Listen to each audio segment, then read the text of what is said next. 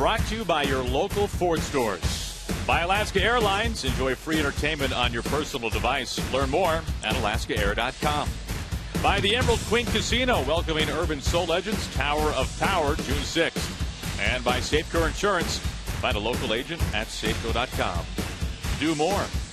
Now the Mariners getting all set for the final game of this series. They're trying to keep the brooms in the closet for the Houston Astros. Glad you could join us on this beautiful Sunday afternoon from downtown Houston, Texas. Aaron Goltz with Mike Flowers. And the Mariners came into this series with a world of momentum, a clean 3-game sweep in Arlington, Texas, but they come limping into today, dropping the first 3. This has been a rough start and an odd series so far, the first 3 games. It really has been, but I know the way the ball players are going to look at it, and probably, Lloyd, start something new today. And it starts with A. HOU, who has really pitched well, but I think the most important thing is you look at the Mariners right now, 10-14. This is exactly where they were last year after 24 games, so they get things turned around in a hurry. One thing that has been going awfully well for the Mariners so far this series and overall this season has been Nelson Cruz. As we take a look at our lows, never stop improving for Nelson Cruz. 3 home runs his last 5 times up. A couple dingers last night for Nelson Cruz. He's off to an absolutely historic start, as you can see there. And overall, the Mariners, the long ball was not the problem last night. They hit 4 of them, including 3 in 1 inning for the first time since against the Blue Jays back in 2009. And overall, Mike, the ball was flying out of the ballpark last night. 9 home runs combined between these two teams, a new Minute Maid Park record. As Nelson Cruz, well, Mike, he just can't hit him any farther. At least that's what we think each and every time. Well, that is what we think. And so you take a look at this home run that he hit the other night. It'll hit the train up on the tracks above the wall. And then yesterday, it's this line drive that hits the back wall. Nothing cheap about these home runs. Wonder if he could hit one out of the stadium. Well, he also accomplished that. His 13th home run in 24 games. Ties in for a Mariner record with Ken Griffey Jr. So he's off to just a great start as a Mariner. The home run king from last year, 13 home runs. I don't think things have gone any better for him. One thing we have seen so far this year from the Mariners, when Felix Hernandez or when A. HOU has been pitching, the Mariners are almost unbeatable. And we'll have a chance to see our 5th look at A. HOU this year and Mike so far this season as we look at our Lexus pitching matchup. HOU 4 starts, they've all been quality starts. They have been. A couple of wins for him, but a 2.30 ERA, 18 strikeouts to only 3 walks. I think that's a big key for him. He's already faced the Astros, pitched well, so you expect him to pitch through the 7th inning, something he's consistently done in his outings so far this year. You're going to see a lot of fastballs, probably about 70%. And his changeup, that's been a really good pitch for him, a bit surprising. I didn't think we'd see as many changeups, but he's gone to it a lot, and it's been effective. Now, Lloyd's talked about the work that he put into that changeup during this offseason. It has paid off as we have a chance to see A. HOU up on the mound today as the Mariners look to avoid the sweep. It is Dog Day here inside Minute Maid Park in Houston, Texas. Mariners and the Astros, the finale coming your way next.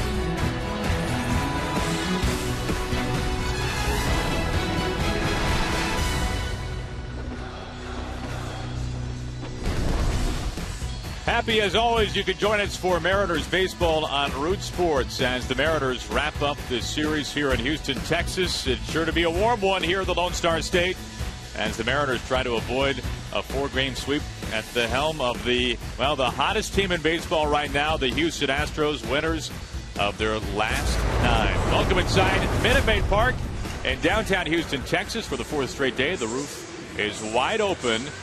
And Mike, how about we take a look at today's Mariners lineup? And leading things off, it'll be Austin Jackson. Following him, Seth Smith, the right fielder today. Cano, Cruz. Cruz has been the hot hitter. He'll be the DH and bat cleanup. And then it's Kyle Seager, Logan Morrison. Also, things turning around for him. A home run in yesterday's game. Mike Zunino, 4 home runs here at this ballpark. Hopefully that will continue. Then it's Ackley and Miller rounding out the 9 for the Mariners. Roberto Hernandez, the Mariners saw him not long ago. 34 years old, out of the Dominican Republic. His first pitch on this sunny afternoon is in there for a strike to Austin Jackson. For Hernandez, he'll throw a lot of two-seam fastballs. He'll be around 90 miles an hour. His off-speed pitch that he likes to throw is his changeup, and there is one right there, and it's a good one. He'll throw quite a bit. He'll be 25 to 30% changeups. If you look at his overall numbers, he's won a game, 1-2 record, a 3.80 ERA, 16 strikeouts to 7 walks. Opponents hitting .225 against him. We'll also mix in a slider.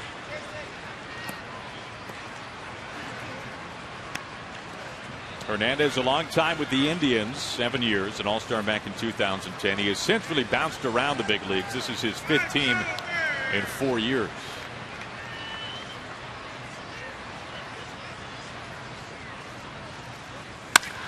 On the ground right there to Gonzalez, the shortstop. 1 out. And take a look at the American Family Insurance defense this afternoon. Rasmussen left field. Marisnik with a great catch. He'll be out in center field. Springer is in right. VR moves from shortstop over to third base. Gonzalez and Altuve playing up the middle. Chris Carter had last night off. He is back at first base, and Jason Castro will do the catching. 1 up, 1 down for the right-handed Hernandez, now facing Seth Smith.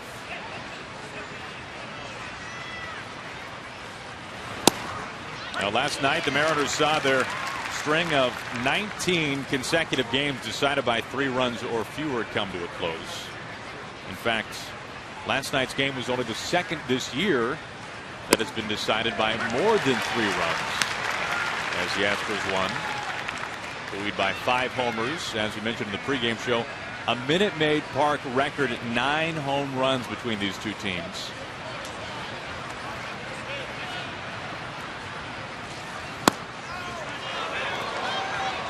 And as we've seen throughout the series, the Astros with the shift on with Seth Smith hitting. In fact, they will shift on a number of hitters in the lineup for the Mariners.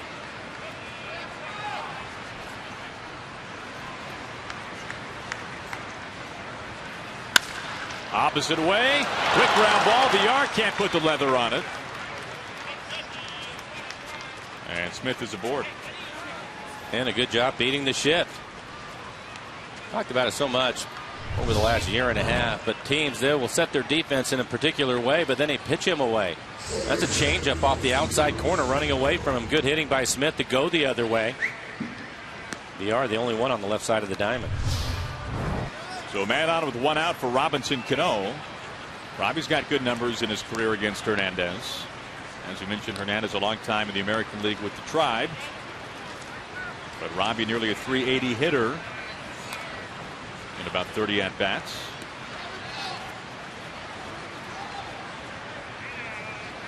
Cano, a modest 3-game hitting streak, 5 hits his last 3 times out. Of course, the first 3 games of this series. Mariners picked up the sweep in Arlington, Texas against the Rangers, the first time that they had swept the Rangers in their home ballpark in a series of at least 3 games since 2002. So a world of momentum coming to Houston. And Mike, one thing we knew right away is that the Mariners would be taking on the hottest Astros team that they have ever seen. 2 pitches and Hernandez gets Cano the opposite way, 2 outs. I think it'll be interesting to watch this club. Obviously, the Astros are playing good baseball right now. It's a young team. We'll see if they can keep that up. But the thing that I've noticed, we knew about their pitching, especially the two at the top of the rotation. We've talked about their bullpen, but this is an athletic club, and they put it to good use in this series. And we'll see if they can continue to play the good defense that they have. But right now, a lot of things are going their way. Well, things certainly going the way of Nelson Cruz. 3 home runs his last 5 at-bats. 2 outs, a man at first base. Nelson leading the American League and baseball in so many different categories. Home runs, RBIs, slugging, OPS. 3 career home runs off of Hernandez. And boy, has he been hot in this ballpark, hitting nearly .440 his last 13 games here in downtown Houston, with a bushel of home runs as well.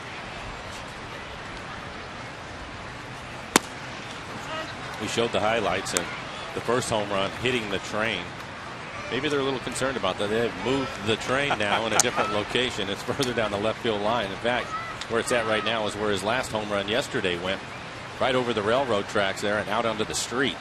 And you can see the conductor is a little more ready this time. The train still appears to be in Nelson's wheelhouse, though. I think so. 2-1.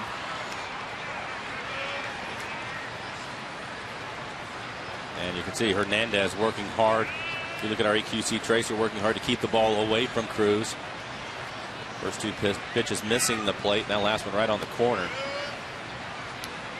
Kyle Seager waiting on deck.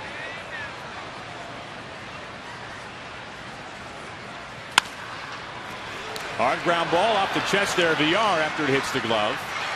Cruz almost legs it out, but he's out at first base.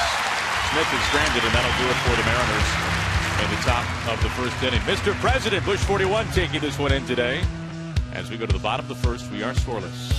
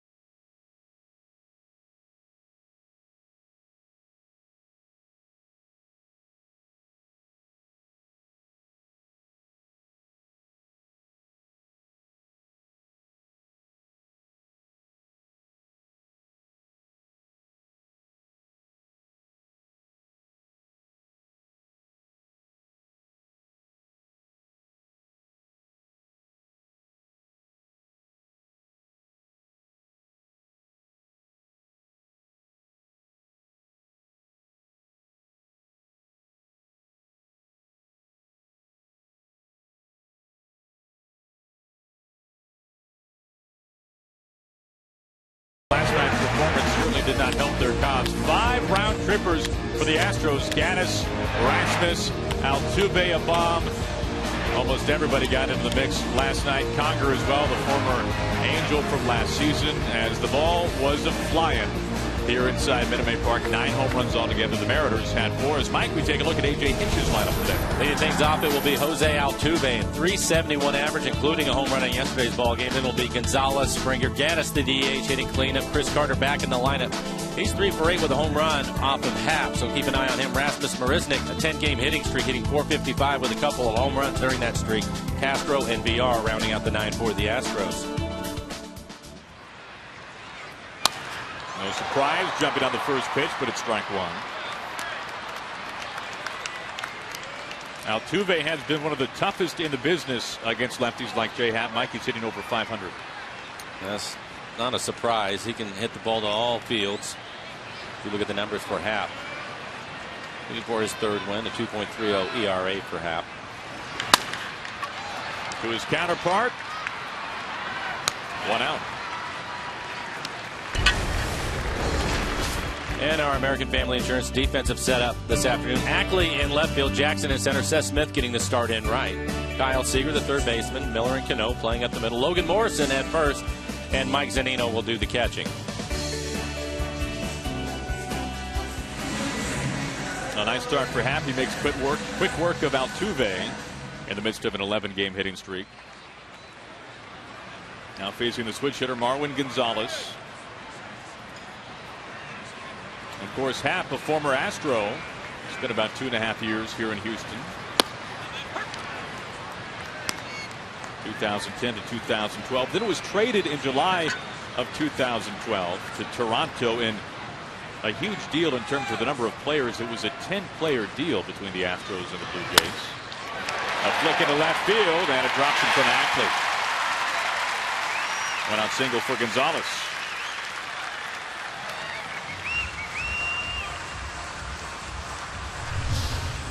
Well located fastball, 90 miles an hour right on the outside corner.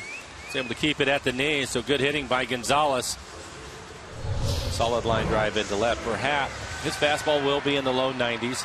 At times he will cut it in on the hands of the righties. Also mix in a changeup, a curveball, and a slider. 1 out, 1 on for Springer.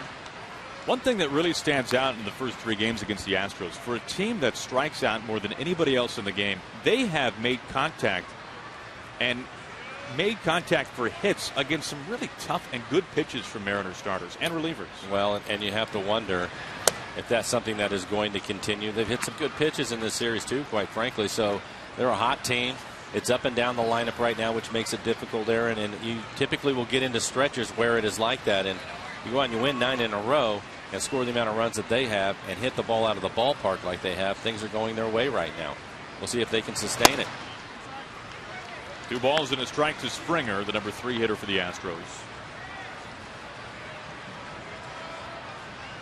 You can see where Springer ranks in terms of those who have fanned the most in the American League so far this year. Second most, joined by his teammate Chris Carter, today's first baseman for the Astros. And Springer ahead of the count.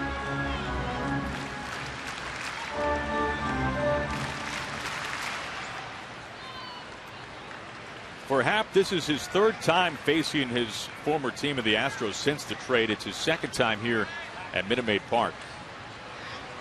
His last time pitching here with the Blue Jays was in August of last year. He faced Colin McHugh, and he pitched well, just 1 run over 7 innings with 6 strikeouts. So Happ now facing the Astros for the 3rd straight year since being traded. And a walk to Springer. 1 out, 2 on. Gonzalez down to second.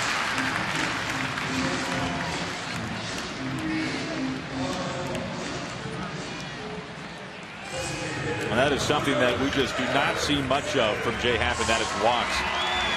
He has gone walkless in 2 of his 4 starts so far this year, and entering today only 3 walks over 4 starts overall. Probably as much as any hitter in the lineup. Gaddis has been the guy that has caused some damage. If you look at this series, he's driven in 2 runs in every single game of this series and was really struggling coming into the series. So he's turned things around. Hammer, first pitch. Ackley can do nothing about it. Oh, he is hot.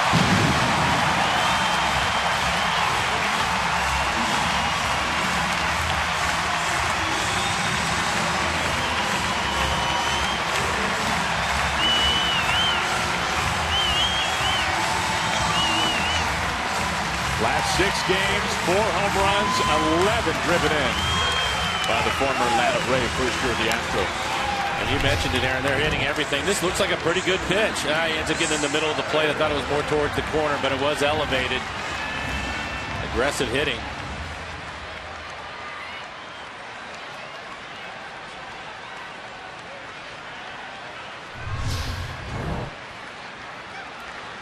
Mariners will have to come from behind this one.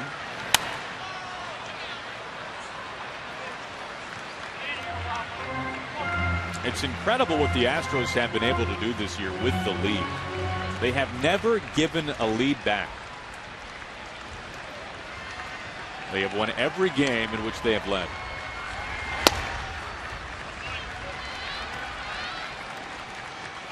1 ball and 1 strike to Carter. So it was with 1 out that Gonzalez singled, Springer the walk on 5 pitches, then Gaddis the no-doubter.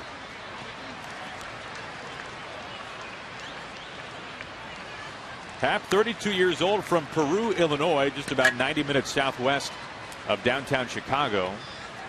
In fact, his hometown not all that far away from last night's Astros starter Colin McHugh.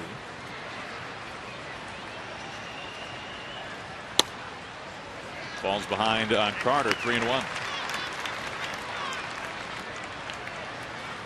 But Happ faced the Astros not long ago. That was back on the 22nd at Safeco Field. He pitched a season best 7 1/3 innings.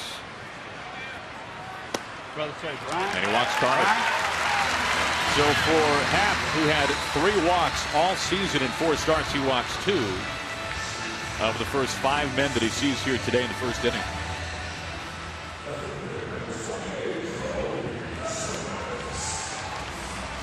Does that have anything to do with the home runs that we've seen from the Astros? I don't think so. It just looks to me one of the things that he has done really well is pitch on the outside corner, especially with his fastball to the right-handers. And right now he's just missing off the plate away. So he's just a little bit off, and it's cost him a couple of walks. Good breaking ball to Rasmus. Maybe a couple of breaking balls to get him back in line. Rasmus is coming off of really his best offensive game of the season. Last night a home run in the 3rd. A couple of doubles as well. Scored 3 times.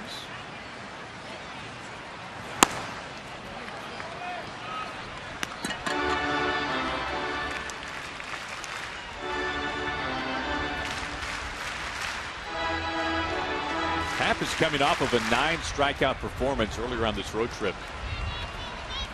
That was game 2 against the Rangers. And Happ has been very successful over the course of his career, but it really has not been because of the strikeout. He's not a huge strikeout pitcher. Those 9 strikeouts that he picked up against the Rangers, that matched his season total through his first 3 starts. Second time since 2013 that he had fanned at least 9. So a little out of the norm. But he was very effective. I think sometimes too, Aaron, you get into a situation where he just faced this club. It was back in Seattle. He went 7 1/3, gave up 2 earned runs, had 5 strikeouts, no walks in that one. So yeah, he feels that his game plan was pretty good. The problem is, we talked about it with these Astros, they're really hot right now. And 1, he had the game plan. Can you execute it? Right now he's struggling a little bit with that. But 2, it's a different club for me watching than what we saw in Seattle. Sure seems that way. Up and down the lineup. It's not a couple of guys, it is up and down their lineup, so things are different. Full count to Rasmus. A lot of 3-ball counts here in the first. The 3rd.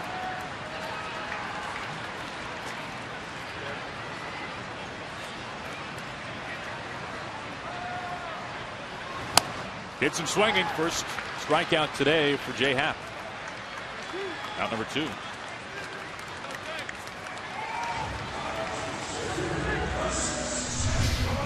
And this is a well-located fastball. 92 miles an hour right on the outside corner. That's when he's at his best. So hopefully he's able to lock it in. Made some good pitches to Rasmus, the left-handed hitter. Now facing Jake Marisnick, who was playing like an all-star in the first month of the season. Off the hands, drops into left field. Marisnick has reached base in almost every conceivable way in this series. And that extends a lengthy hitting streak for Marisnick. Now at 11. And he's hitting about 500 during that streak. And looking at the swing, that last pitch was on the inside corner, but it was elevated a little bit. And the other thing, Mariner pitching, they're just not getting away with any mistakes right now. And you're going to make some over the course of the game. For Happ, he'll throw 100 pitches. They're not all going to be on the corners, and when he misses with them, through what we've seen throughout the series, not just him, but everybody, they're just not getting away with it. Ball 1 to Castro, the 8th batter of this first inning for the Astros. You can see the pitch count for Happ over 20 at this point.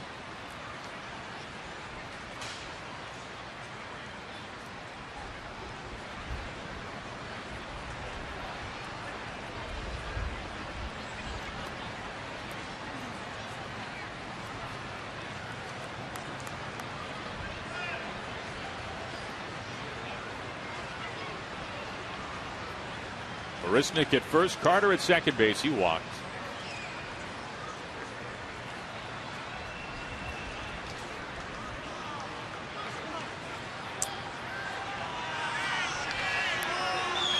And here comes Zunino.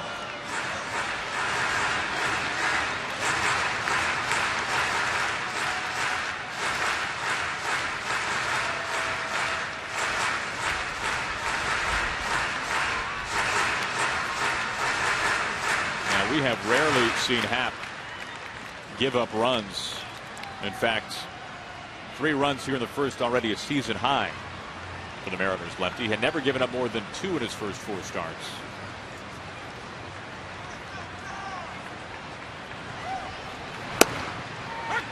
1-1.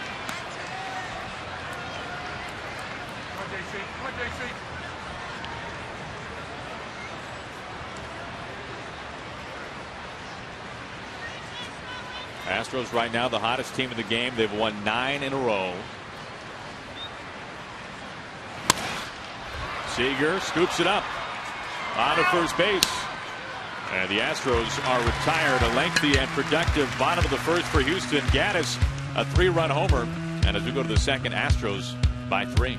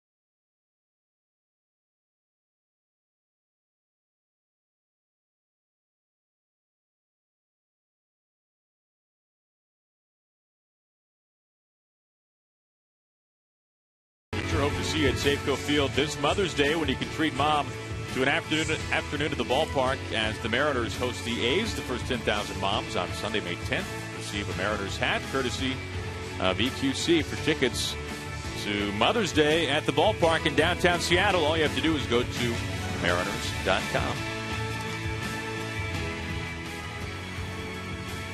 You can look at the bullseye that was put up by Nelson Cruz just a couple of nights ago. And see at the spokes on that train.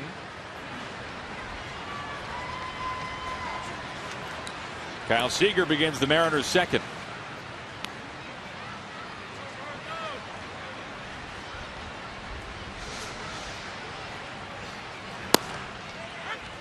First pitch strike from Hernandez. Second time the Mariners seeing the right-hander in his last 3 starts.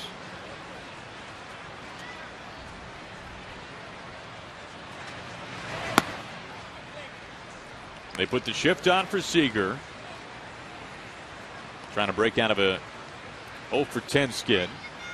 Well, this is one of those situations where we've seen Kyle in the past try to take advantage of it and hit the ball the other way. Up the middle. And a low sinking line drive snared by Gonzalez.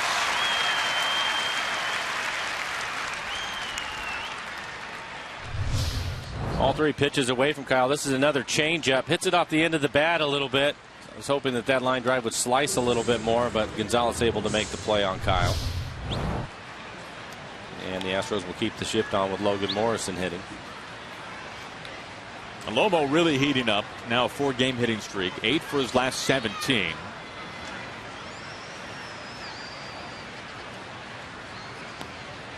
And his average has gone way north from just under $1.50 to nearly $2.15. And he's starting to drive the ball now too. Home runs in back-to-back games for Morrison. He was part of that 3 home run second inning. And this was something that Lloyd said about Logan Morrison last year when Logan was getting on base, but we were seeing mostly singles from Lomo. And right. Lloyd was very forthright. He says, I need my first baseman to hit home runs and to drive the ball. And did we ever see that from Logan Morrison the final 2 months of the year?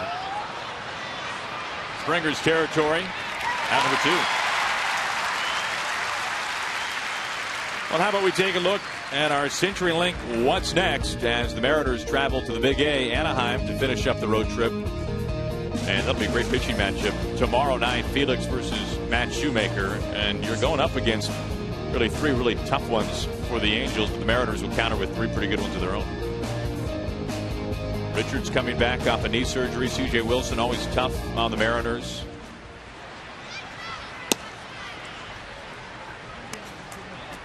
That'll be the 3rd start of the year for Elias. And for Paxton, we saw him go 7 innings earlier in this series. Pitched well.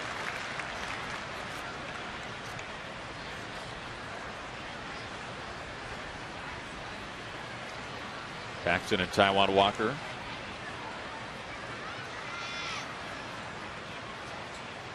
Two outs, nobody out for Zunino. You can see what Paxton did just the other night. And Zunino commits 1-2. And Paxton's curveball really did dazzle against the Astros. I like the fact that he had the ability to throw it for strikes. It's something that Rick Waits, I talked to him, that he wanted to see from him, and James was able to do that. But then when he was ahead, he could bounce it when he wanted to get a swing and a miss. So that was encouraging and really a good start for him. So far, the first time through the lineup, Hernandez, he looks as if he just wants to pitch everybody away. He really hasn't come inside but a couple of times.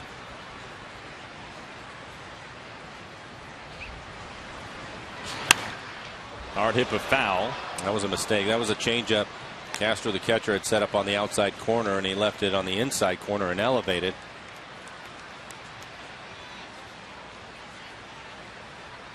Zunino, an opposite field home run in the second inning last night.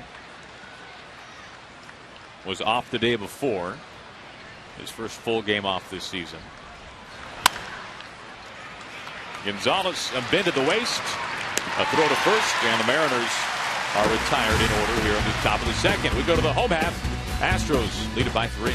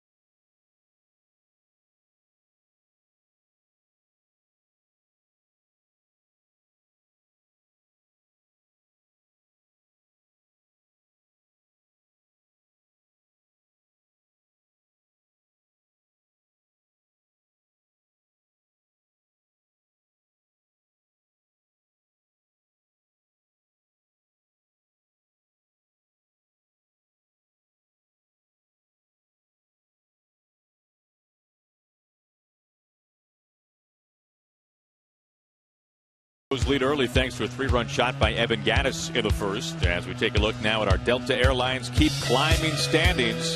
The Astros 17 wins, tied for the most in baseball, and the Mariners right there, just a game behind the Angels, and it'll be a prime chance for them to try to gain some ground, if not leapfrog Anaheim in that 3-game series we were just talking about. It's interesting to see the West, everybody bunched up except for the Astros. Normally, when you say that sentence, it's because the Astros are in last place. Right.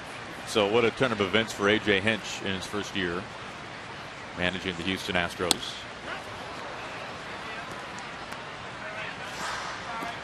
Aaron, watching the game last night, McHugh, he came out and he gave up 3 runs early, 3 solo home runs to the Mariners. And the key to that game last night was he was able to stop it right there and give the offense a chance to get back in the game. So now hopefully Jay can settle down and hold down this Astros club as he gets a strikeout right here and give the offense a chance to climb back into the ball game. Nice start to the second. It's just a good elevated fastball at 91 miles an hour. Just up out of the strike zone. One of the things that Jay does well, not only pitching on the edges of the plate, obviously throw his changeup and his curveball at the bottom of the strike zone. He will elevate a fastball from time to time, as he did right there to pick up a strikeout. Altuve looking to extend an 11-game hitting streak. Strike one. Last night, Altuve saw his 9-game multi-hit streak come to a close. He reached twice, a 3-run homer and a walk. Last year, a 14-game hit streak. That was a career best for Altuve. So he's knocking on the door. When you talk about Altuve and multiple hit games, what is so striking, it's not just this year. This is not just something that we are seeing to start this season. For his career, he has more games with multiple hits than he has without a hit. Now, granted, his career hasn't spanned a decade yet, but nevertheless, that's a pretty good start. That's incredible. Batting champ last season in the American League. He and Victor Martinez were vying back and forth for so much of the season. And his .271 average, just a few ticks beneath the American League leader right now, Adam Jones of the Baltimore Orioles. Jones got off to a red hot start. He's coming a little bit more down to earth.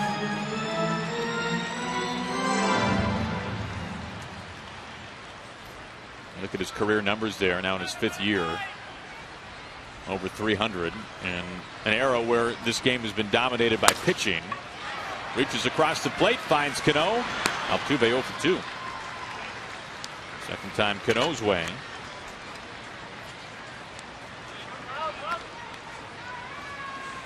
So 2 up, 2 down for Happ, who needs a quick inning following an inning where he threw 25 pitches in the first. Faced 8 batters. Now seeing Gonzalez for the second time. He singled and scored back in the first.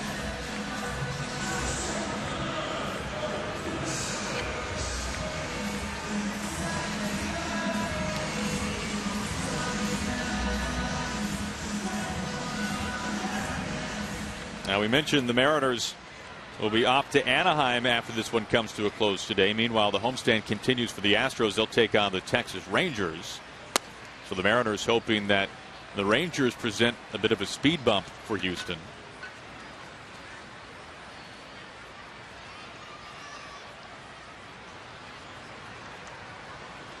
The 1-0 toss. Soft fly ball, but to the gap. Smith is there. To the side, retired in order by J. Happ. A strikeout, a ground out, and a fly out to right field, and through 2, the Astros have the lead.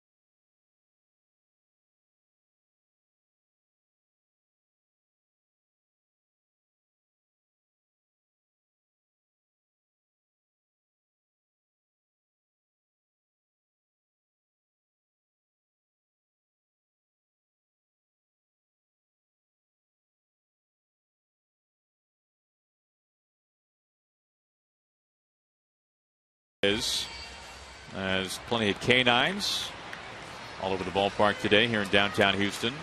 All shapes and sizes. Apparently they do not get their own seats. First pitch strike to Ackley. Mariners had a bark in the park.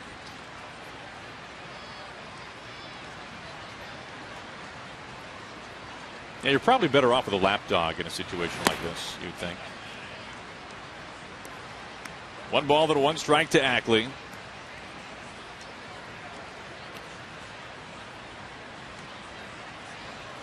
Mariners sat down in order in the second. 1-2.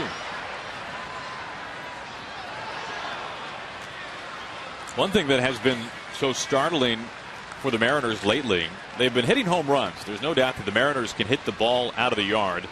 Entering today tied for the second most in the American League.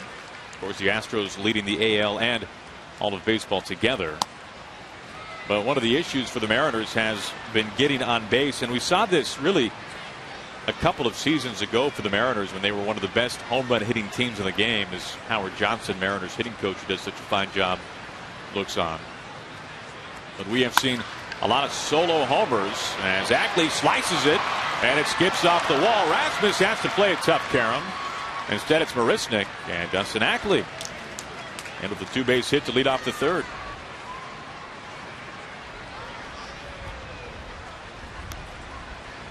Nice start for the Mariners here in the top of the third inning.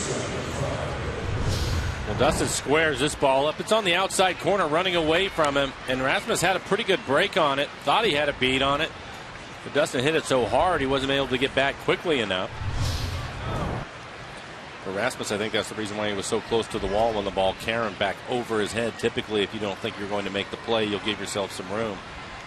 But Dustin, one of the things we've talked about, not only does the ball jump off his bat, but he can spin it pretty good to where it gets some extra carry on it when he squares it up. And I think that's what happened to Rasmus on that play. Ackley was talking about left field here at Minute Maid Park the other day. This is one of the more difficult left fields to play in the game because of the wall, the height of it. It's shallow, and then of course you've got the alleyway that juts out towards the bullpen. And you kind of have to give up the line a little bit, Mike, in order to keep that ball from getting wedged back in that corner near the 362 mark. No, you're right. There's some challenges, and we were talking about center field with the ramp that they have up out in center. And if the scoreboard is where they put the numbers up on the scoreboard, there you can see the grass hill that Marisnick ran up yesterday. Scorched by Miller, and a fair ball. Ackley to third. He scores. Here comes Miller. That ball stuck in the corner. Miller to third base. And he's in there standing. The Mariners grab a run.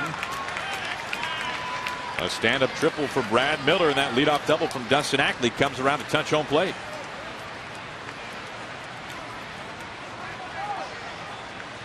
That is good to see. Some production from the bottom of the lineup. Started with Ackley's double, but now a triple, trying to go back inside. Runs back to the middle end. And Brad, this is something we've seen over the last year and a half. Once he gets a ball in the outfield, he will run hard, and another triple for him. The Mariners in good shape to pick up another run. Corners in the infield for the Astros are going to play in the middle of the Diamondback. The ground ball up the middle. He gets past the pitcher, should pick up a run. Tying run at the plate, Austin Jackson. Weak ground ball right there. Carter off the bag. Jackson's out. And maybe he twisted an ankle.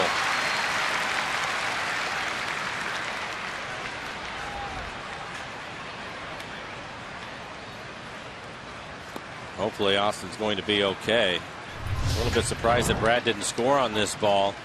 Talked about the middle of the diamond. I think maybe he thought that the ball was going to be fielded by the pitcher. It was clear of the mound to the right side.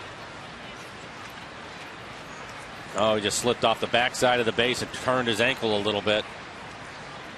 You can see him lunging for the bag, trying to beat it out.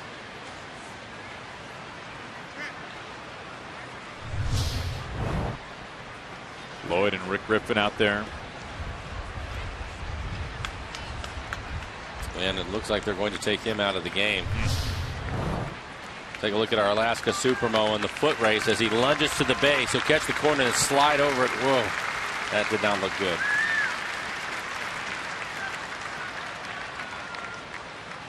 Hernandez, the pitcher, typically they'll step to the inside of the bag, but he was looking for the ball and just kind of reaching for the base, and his foot ended up in the middle of the bag. There was nothing left but the outer half of it. And I think that's why Austin ended up stepping on the back edge of it and turned his ankle.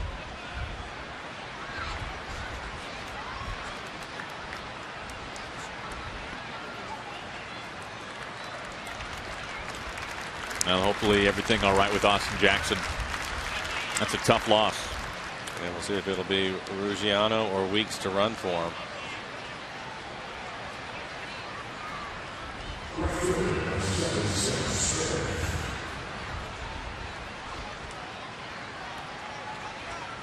Oh, excuse me. Yeah, he was out at first. So 1 out, nobody on. My guess would be Ruggiano will probably play center field, although we've seen Dustin Ackley in center. Lloyd likes the fact that Ruggiano can play all 3 spots. In the outfield, that is. And steps Seth Smith. Shift on for Smith. This has been a trend for the Mariners here in this series. That was the 6th time the Mariners have had a runner at third base with less than 2 outs, and the Mariners have not gotten the ball out of the infield. The only time that a run has scored in those 6 times was a double play ball by Nelson Cruz.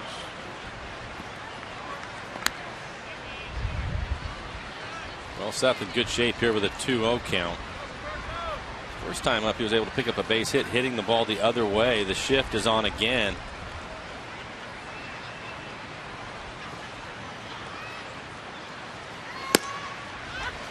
Two and one.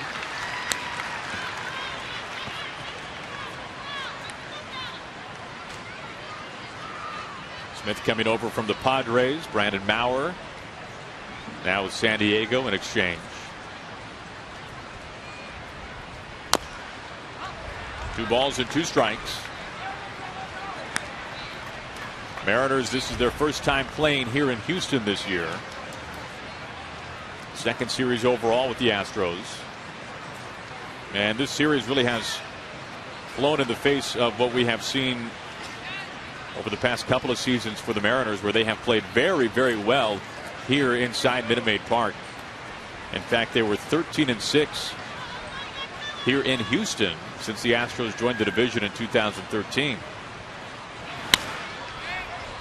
Springer went back. Now comes in to find it, makes the catch. Miller tags. Here's the throw on the way home. And it's safe. Miller beats it out. Mariners grab their second run. And that will bring out A.J. Hinch. He wasn't sure. It looked as if Miller's foot was able to get in to the plate. Great throw by Springer, and right, he has one of the better throwing arms on a medium fly ball, and Castro looked as if he reached out in front of home plate. By the time he reached back to put the tag on, I thought Brad's foot was on the plate. Perfect throw, and I think he's in there. They're going to take a look at it. Close play.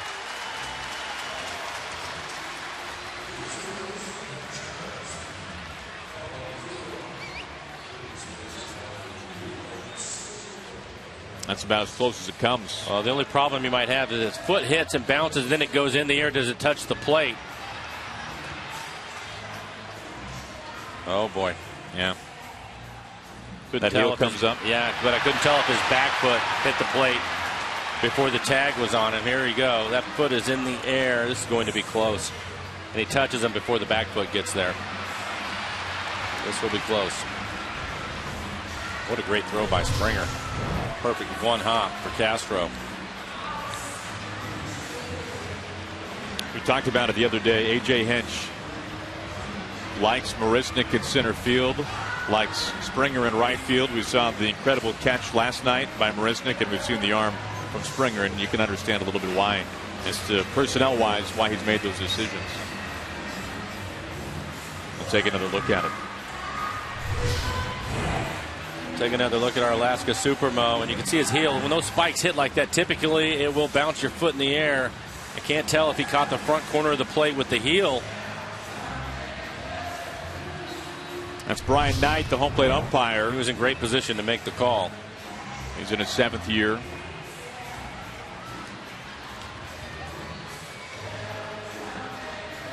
Hinch, Springer both looking on, waiting. on the line to New York.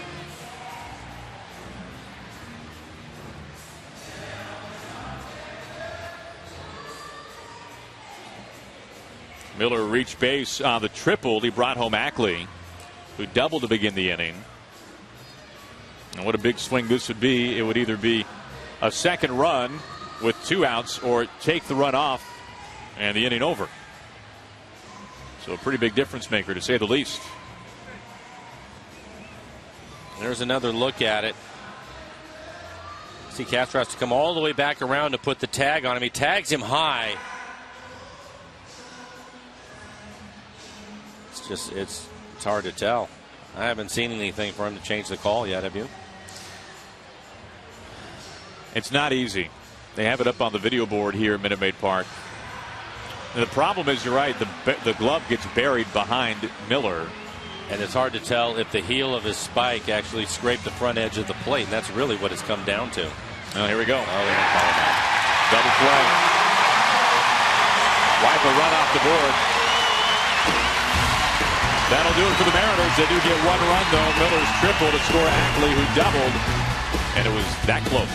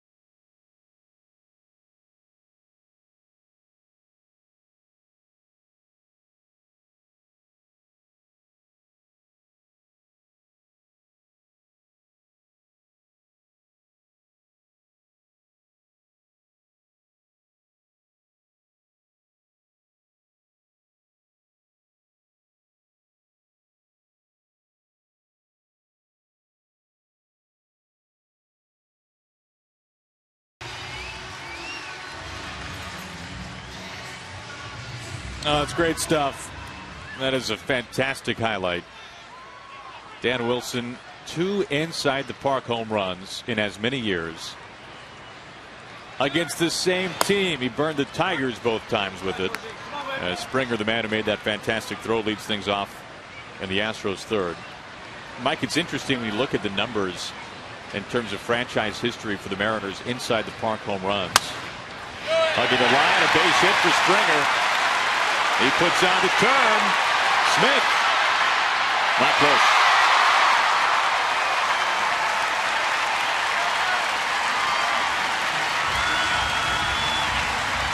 So Springer a walk back into first and a double here to begin the third. Well, I think that you're going to see a lot of what's been happening in this series on this play. One, it's a great pitch by Happ. This pitch is off the plate and down away. Little bit of a late swing. Slices it inside the bag. And then you see the athleticism of the Astros, and Springer certainly one of them as he hustles in for a double. And by the way, Springer was the one that also just cut down Miller at the plate. But a lot of things going their way. That's a perfect pitch from Happ. So in steps Gaddis, who has seen one pitch so far today. He rocked it out over the fence and left for a home run. He has 9 RBIs now in this series. That's more than what he had coming into this series. First pitch. Logan Morrison across the grass. Springer in a run down. Cano, the tag, and they got him.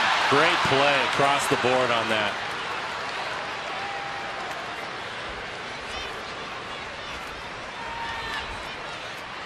Your typical 3-5-4 put out on a fielder's choice. You won't see many first basemen take the chance to get the lead runner, especially knowing that Springer has the speed that he has. But it's hit firmly right at Logan. He has a good throwing arm. He played some right field for the Mariners last year. And then Kyle with the snap throw to Cano to put the quick tag down to get Springer going back into second. But a good play by Logan, taking the chance right there to keep Springer from moving up to third. That's good work. 1 out, 1 on for Chris Carter. Chris Woodward, Mariners infield coach and first base coach, has praised, as we see Justin Ruggiano, the new center fielder for the Mariners, taking over for Austin Jackson, who left with an ankle injury. He has praised Logan Morrison not only for how he moves so well in a small space there at first base, but to what you were just saying, Mike, a really underrated throwing arm, both in its strength and also in its accuracy. Well, I just think that there are a lot of first basemen on that play would probably take the easy out there, just get the out at first and not take the chance to keep the runner from going to third. I like him being aggressive on that play. Carter, trouble, gone.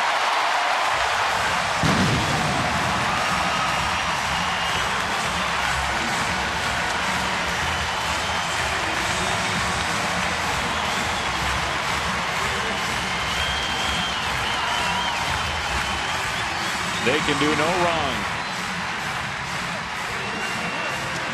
5 runs today for the Astros on 2 swings. Gaddis in the first, Carter in the second. Beg your pardon me, in the third. This is going to be on a changeup. This one is not a good pitch. It's up. You can see Mike with the low target leaves it up, middle away. Big man gets extended on it. He hits it off the back wall. Now Carter homered off of Happ in Jay's last start 2 times ago against the Astros, and he homers here today.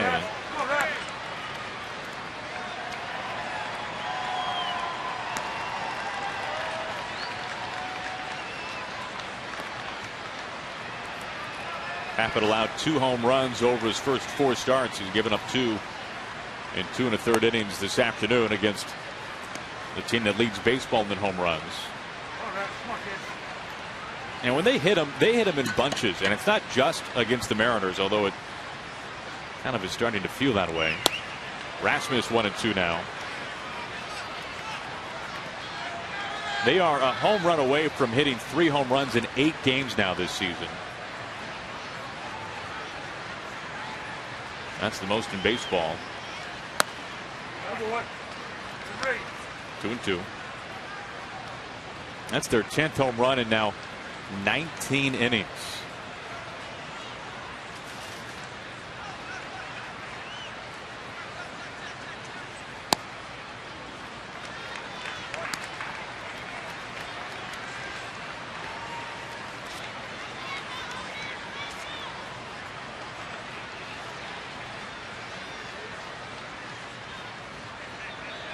Rasmus struck out back in the first, and he strikes out here in the third.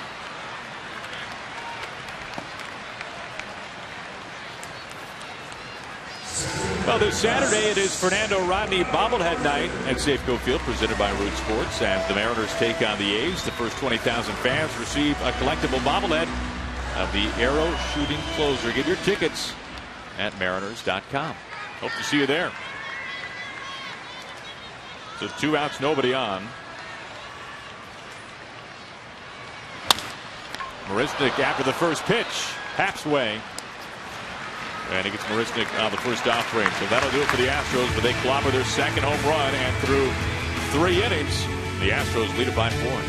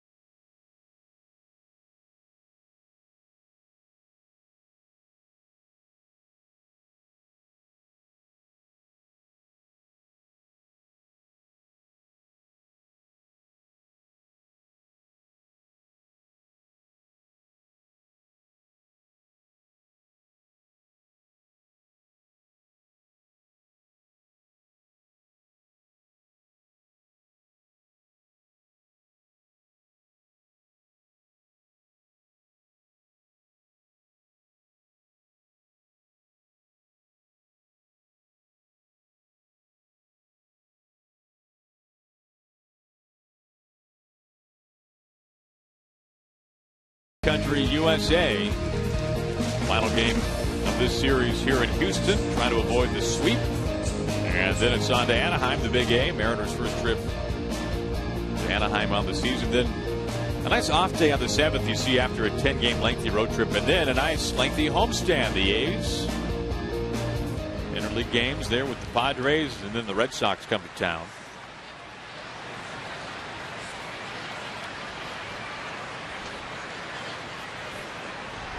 Cano leading off the 4th.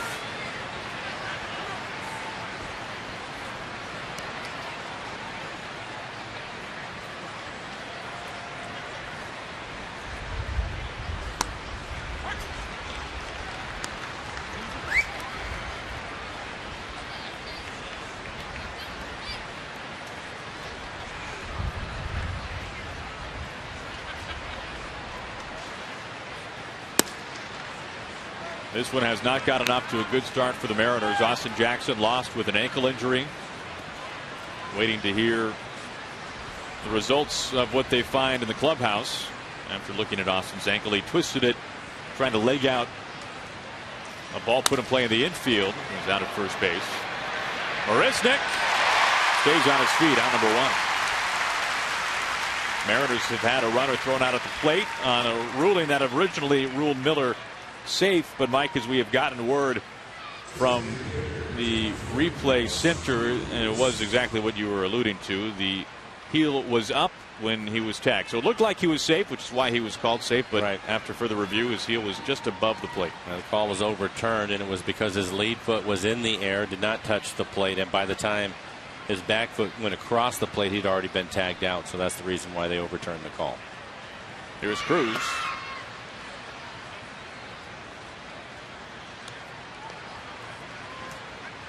Nelson batting just a few ticks beneath 350.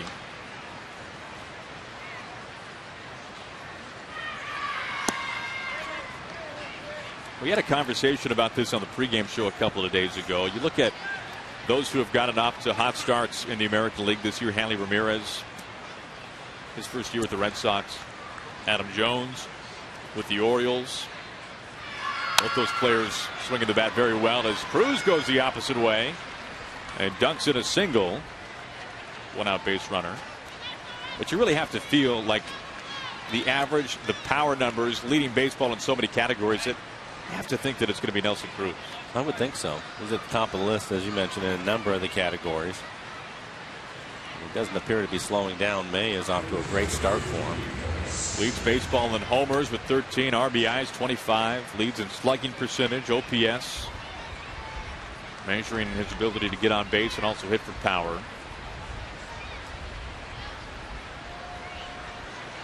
Second most hits in the American League.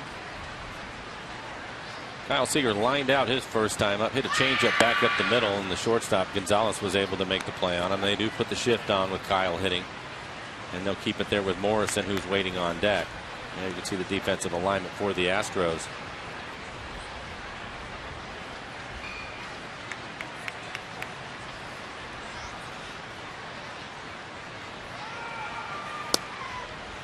You referenced this earlier, Mike, when Seager came up to begin that second, that was maybe a time when he tried to drop down a bunt, go the other way. But as Seager has said, and as other hitters have said, deciding to, for example, drop down a bunt away from the shift, it really depends on the game situation. It does. Into the teeth of the shift, Altuve gets rid of it quick. Double play. Mariners are retired in order. We go to the bottom of the 4th. The Astros have the lead.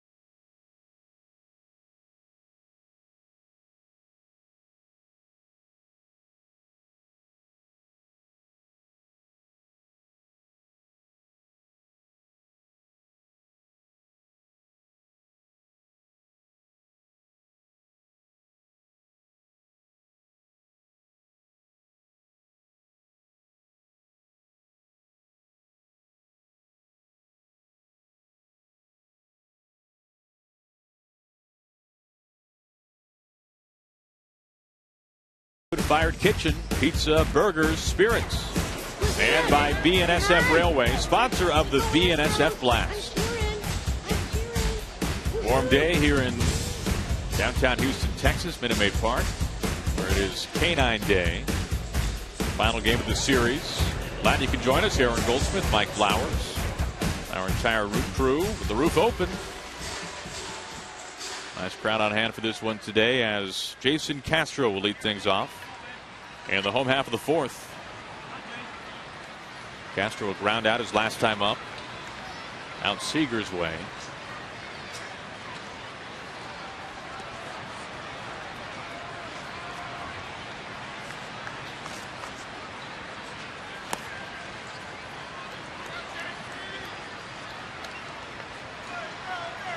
Castro has spent his entire career with the Astros, former first-round draft pick by Houston. An all-star a couple of seasons ago.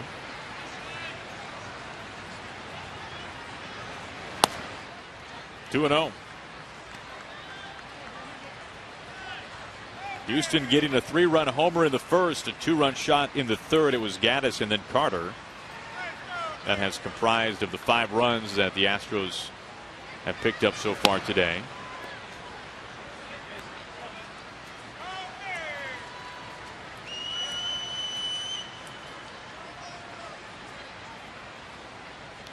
Home runs have been a problem for the Mariners pitching staff for whatever reason.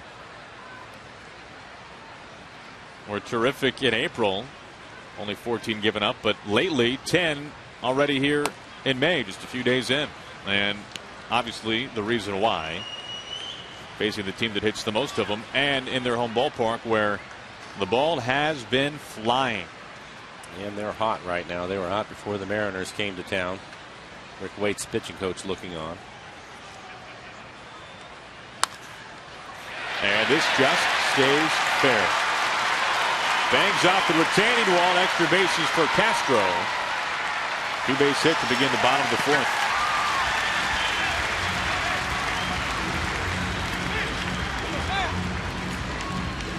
It almost comes across, Mike, like we could be really ragging on the Astros by saying this, but from what we have seen of this series, no team can sustain what we have seen from the Astros. No, I would agree with you, and I think again it was a pretty good pitch.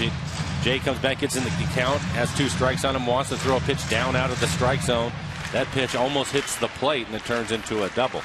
And it's not to say that when this hot hitting for the Astros finally cools down that all of a sudden they're going to be a sub-500 team. That's not the case at all. The point being that the Mariners have run into an absolute buzzsaw. And before that, it was the Padres, it was the A's, as the Astros lost just one time on their recent 3-city West Coast road swing. Well, even as hot as they've been, if you look at it, in the first game they hold them to 3 runs. That one went extra innings, and then 4 runs in the second game. Those are manageable numbers.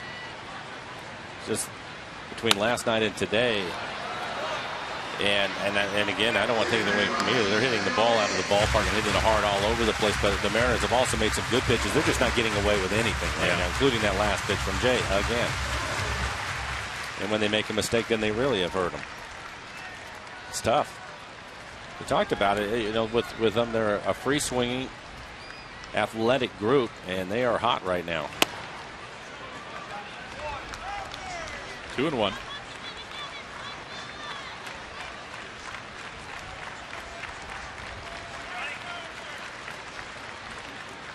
Now receiving official word on Austin Jackson, and it is what it looked like.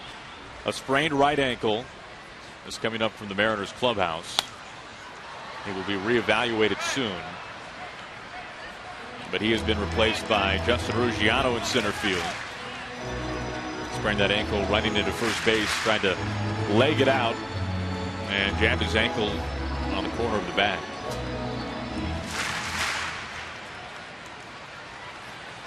Castro will lead at second after the double. The 2-2. And a full count.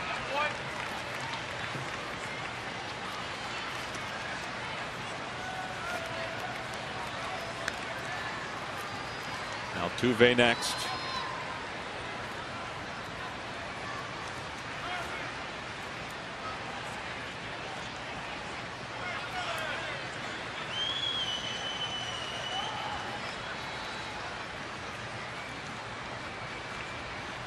Happ's 3-2. Off the hands. And right there, Cano.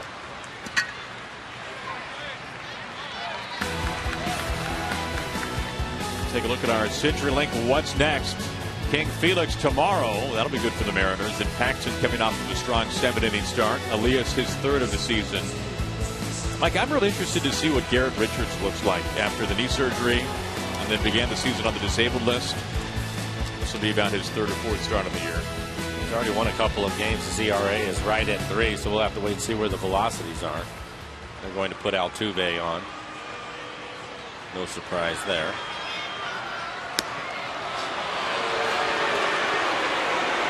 Gonzalez waiting on deck. He's 1 for 2 at a base hit his first time up. Second time that Lloyd has taken the bat out of Altuve's hands in this series. Altuve batting .371 on the year, trying to extend an 11-game hitting streak. Won't happen right now.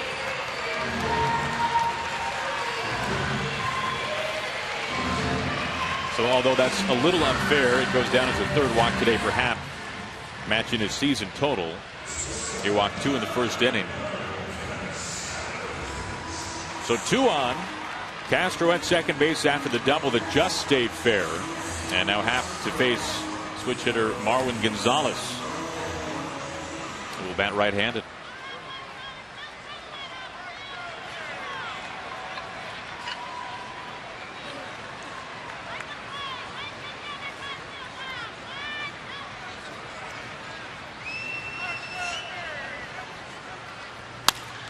Opposite way, Lobo can't get there. Castro coming around from 3rd. Here's the throw home. Not in time. Zunino a gun down to 3rd, and out of 3rd base. Right there is Altuve. And I'm sure that will bring A.J. Hinch out again. Altuve thought he was safe.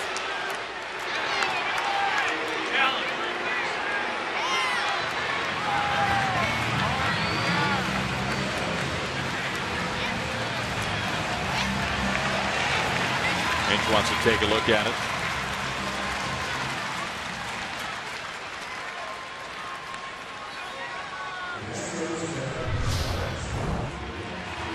Here's the throw by Seth Smith. Zunino comes out in front of home plate. No chance to get Castro. Fires it down to 3rd, and a quick tag from Kyle.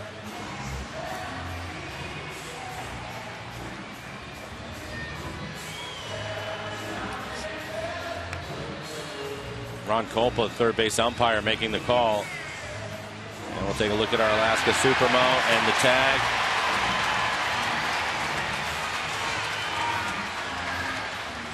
And I think his foot probably gets in there before Kyle touches him on the knee. And the Astros have already won 1 challenge today, and we know this much. The reaction by the crowd here inside Minute Maid Park certainly lets you know that they think he's safe. Altuve was intentionally walked, and the question is, will he be back in the dugout or will he be standing at 3rd base? We'll take a look and see when Kyle's glove, it touches him high right above his knee.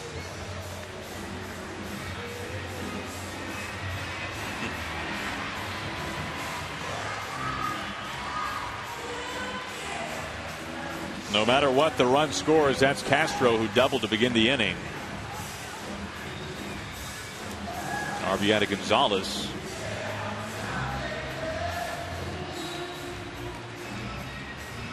Take another look at it.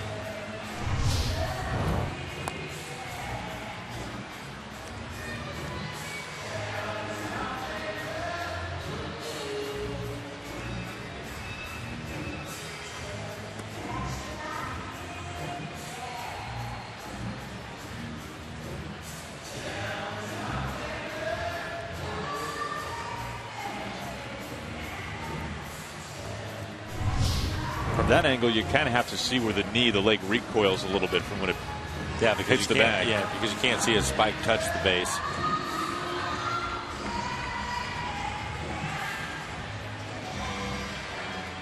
Altuve waiting patiently,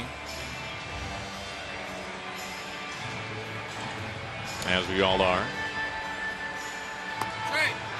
Meanwhile, Happ will essentially play catch with Mike Zunino, keeping that arm loose. And here we go. He's out. Altuve will have to trot to the dugout.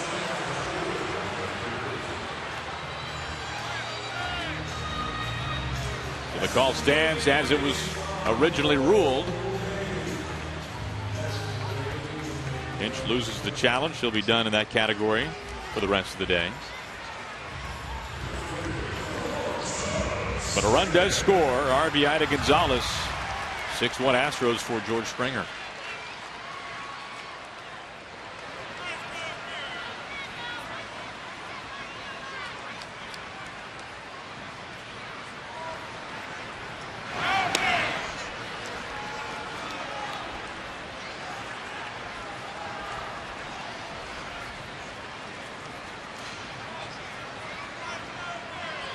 Springer a walk and a double has scored a run today.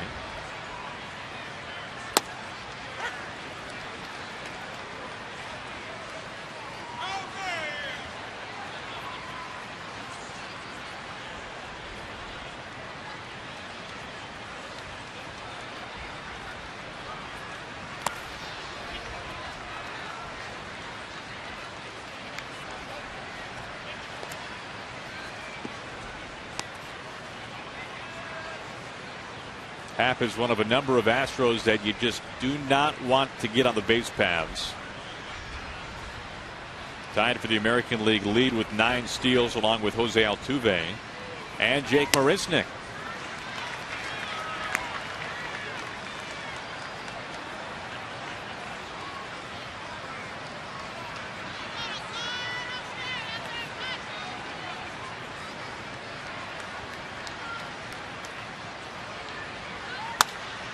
Right to Logan Morrison, and a tailor-made double play. Right place, right time for Lomo. We go on to the top of the 5th, and that'll be it for the Astros.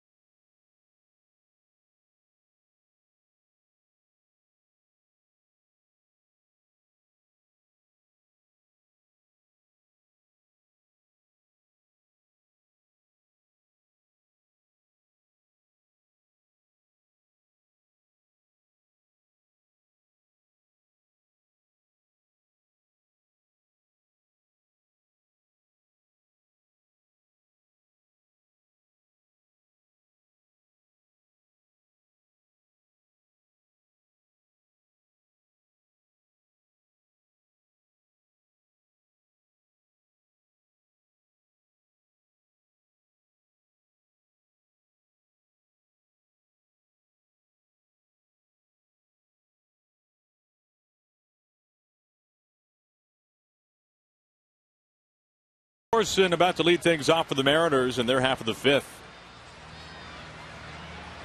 Facing Roberto Hernandez, who's had some pretty tidy innings so far. Has retired the side in order twice in 4 frames. Just over 50 pitches as we start the 5th.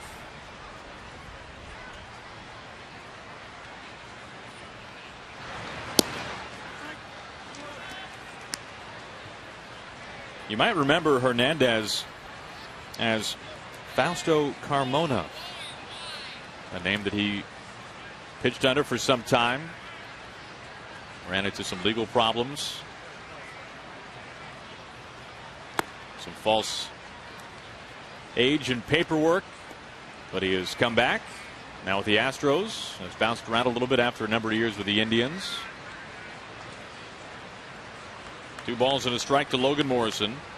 He flew out to right field back in the second.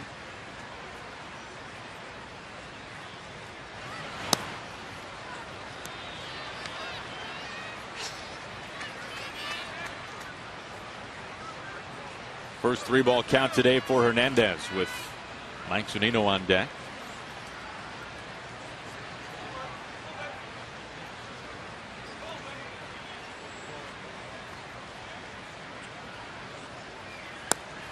And Lomo draws a leadoff walk.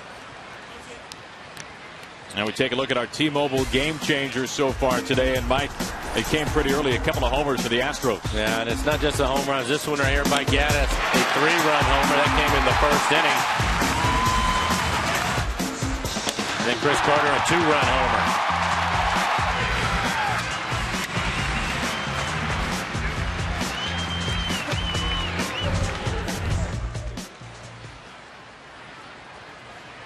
McHugh was talking about that solo home runs typically don't beat you, but he thought he was pushing the limits last night, giving up 4 of them. That's one of the things that made last night's game so odd. Going into that game, if somebody would have told you that the Mariners that is, would get 4 home runs against a pitcher that had won 10 straight decisions, you'd say, well, and had not given up a home run this year. Very good point. You'd say, well, my goodness, the Mariners are destined for a win. Until you find out that the Astros would hit 1 more. They would hit 5. Zunino behind 0-2. Well, the Mariners have hit their share of home runs in this series. They've hit 6. All of them solo home runs. It's been a lot of solo shots for the Mariners this year. In fact, the last 9 have been solo home runs by Seattle.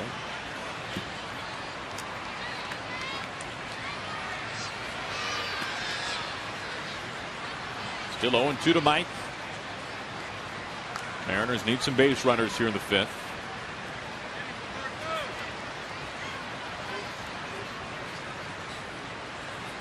Really, it's been just the opposite for the Astros. Half of their 10 homers have come with men on base.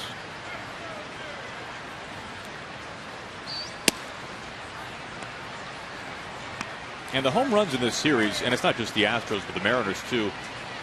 Not only does it stand out the amount of home runs that we've seen, but the height, the length, the distance. They've all either, it seems like, smashed the back wall. They've hit the caboose on the train. They've exited the ballpark. Very few of these have scraped the yellow line. The only one that I can think of is Valbuena, and he hit it opposite field. Zunino pops it up. Now Altuve is there for out number 1. And when you go oppo, you get a little bit of a, they cut you some slack. Yeah, I agree. Cano looking on. Hernandez is basically staying with his game plan. Talked about it. Good 2-seam fastball, throwing a lot of changeups, basically mixing those 2 pitches together. Occasionally he's thrown a slider, but it's basically been fastball changeup.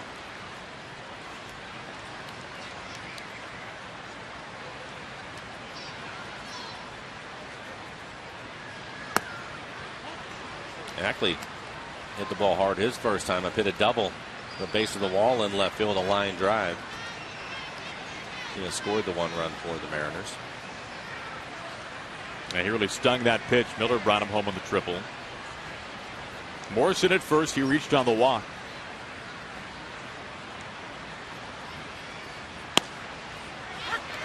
The ball and a strike.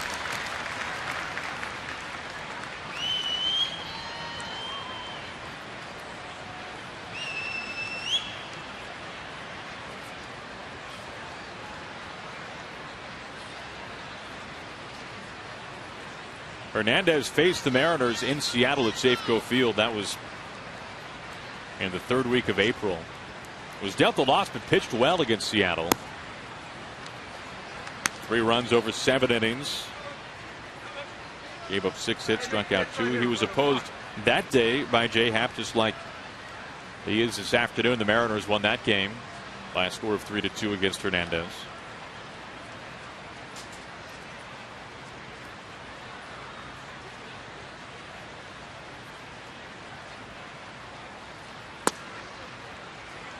And it felt this way the last time Hernandez pitched against the Mariners, and it feels that way today. It's strange saying Hernandez without Felix leading into it.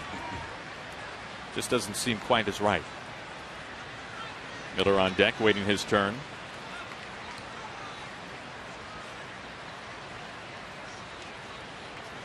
Looking forward to watching Felix tomorrow night in Anaheim. That'll be a nice way to start that 3-game series before the Mariners come home. An off day and a lengthy homestand. Full count to Ackley. Even with the lead, Hernandez is not giving in to the hitters. Right there, a 3-1 pitch. He comes back with a changeup. Typically, you would think with a 5-run lead, he would challenge you with a fastball, but Hernandez choosing not to do that.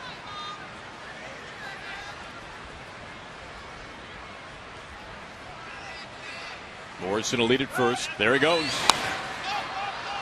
Twisting pop-up. Shallow left. VR makes the squeeze. 2 outs.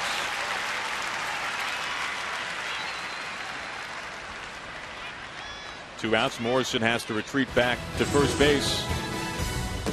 Well, coming up once we're done here today, we hope you stick around after the game for Mariners postgame presented by Delta Airlines. And steps Brad Miller. He tripled a run home. Back in the third, brought home Ackley from second base.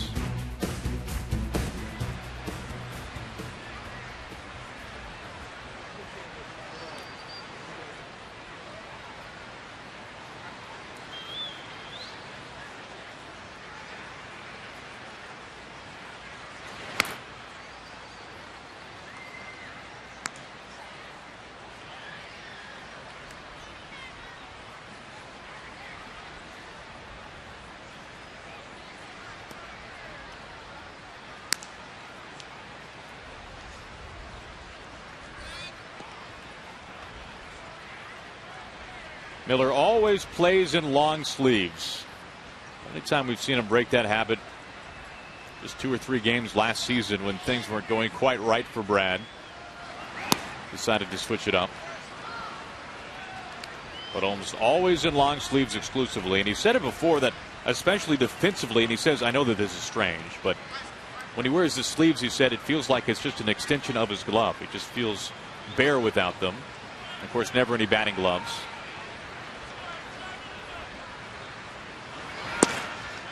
Two and one. Brad has said that during his college days at Clemson, he wore batting gloves for about 3 or 4 games. He said that they were the slickest, coolest batting gloves that he had ever seen. They were Clemson colors, so they were orange. And he said he had his worst 3-day period he ever had in college, and that was it with the batting gloves. Went back to bare hands.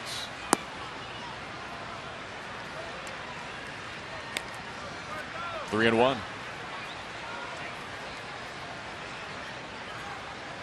Morrison still hanging at first base. He reached on the walk. Ruggiano hoping to get his first at bat here in this 5th inning, taking over for Austin Jackson, who injured his ankle.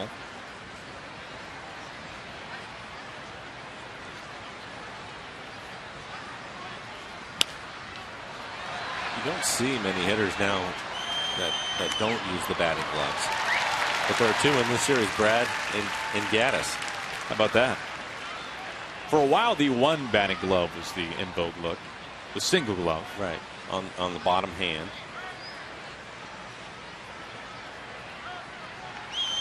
The powder keg with a beard. Evan Gaddis. Built like a barrel.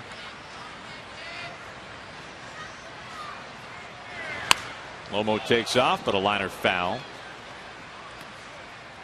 How many batting gloves do you go through over the course of a season, Mike? Depends on how many hits you're getting. You get a lot. You're not using many gloves. Is that what you're saying? Well, if you get a pair of batting gloves and you're getting hits with them, you'll wear them until they literally fall off your hands, and you could get a brand new pair out. And if it didn't go particularly well, give them away. So it just depends on how you're going. Some guys will use a gloves or a set of gloves for when they run. Right. To spare their hitting gloves. Their hitting gloves. Right. Miller stings it to center. Marisnik takes an angle. Not nearly as dramatic as last night's catch. That'll do it for the Mariners at the top of the 5th. The leadoff walk, Logan Morrison, is left stranded. We go to the home half. Astros by 5.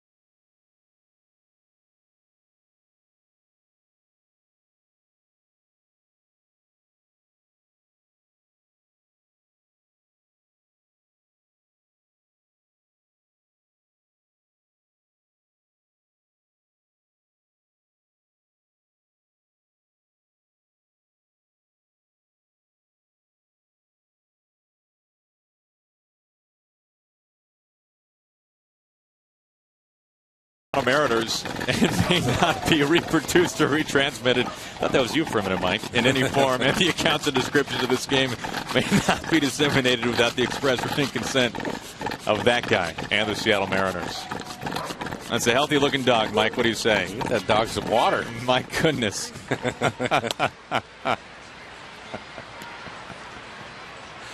Yeah, that dog might not be built for Texas. That's a good point. Just a thought. This is Alaska. I mean, that someplace maybe back home. Gaddis leading things off. Next pitch for Happ will be 70 in the ball game, so his pitch count is okay. It's just been a couple of home runs that have hurt him. Big rip.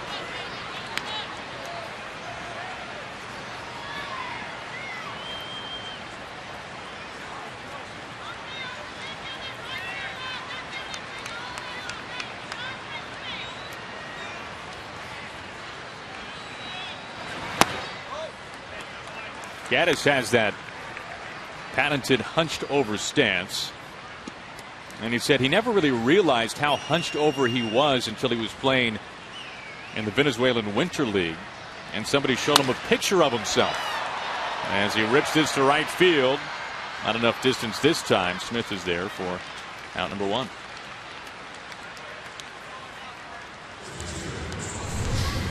This stance is almost one of a kind right now in the game, Mike. Well, it's definitely unique. And he's such a strong man. Again, no batting glove for him either. But it works for him. And that was his response when somebody showed him the picture of himself. He said, well, it's working. Worked all right. I'll stay with it. Just doesn't look very comfortable.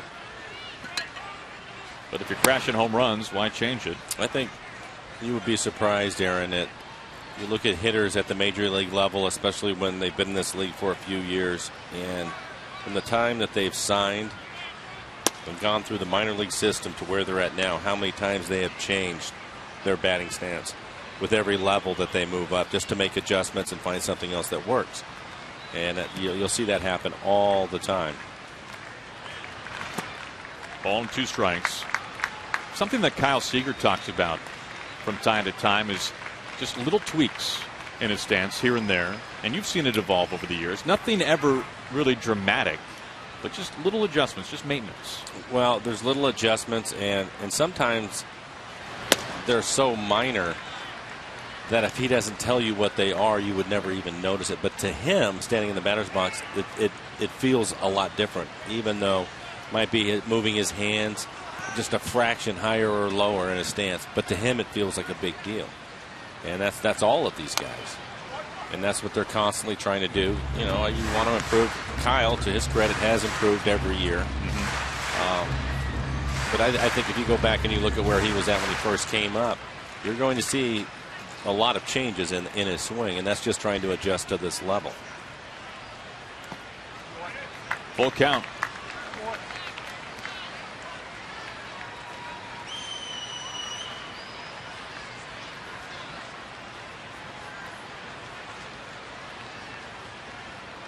Rasmus on deck, a couple of strikeouts.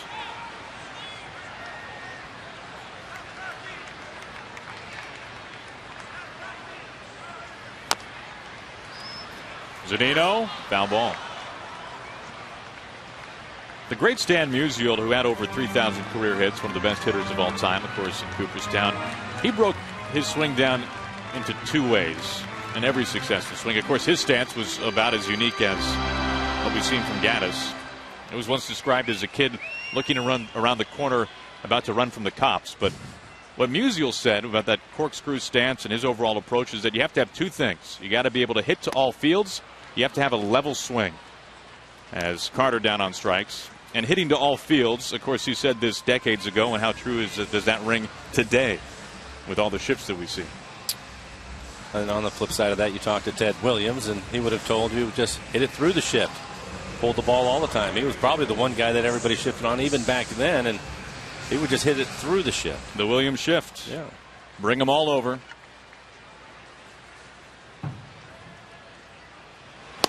Strike one to Rasmus. Musial once said to Jim Leyland, of course the former skipper of the Tigers, Marlins too, Pirates, he said, I never want to hit the ball up the middle. And Leyland said, why don't you want to hit it up the middle? And he said, well, that's where all the best fielders are.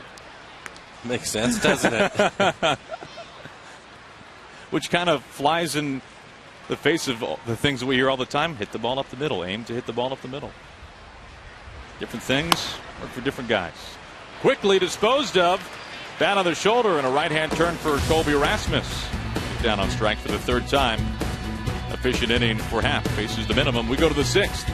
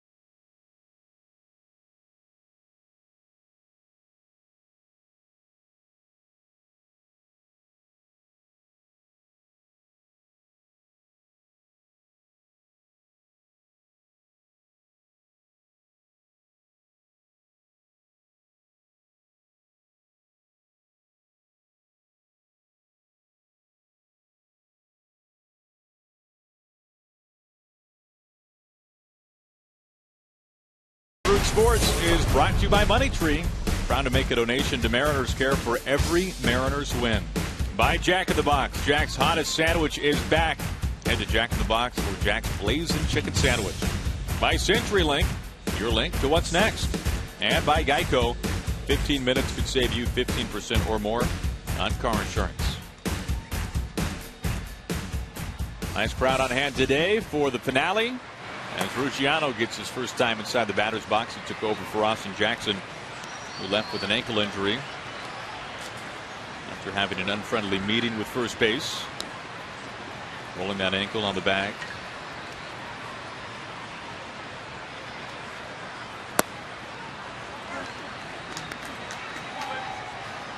course, we saw Ruggiano plenty in that series in Arlington, as Lloyd had his right-handed bats in there each and every day.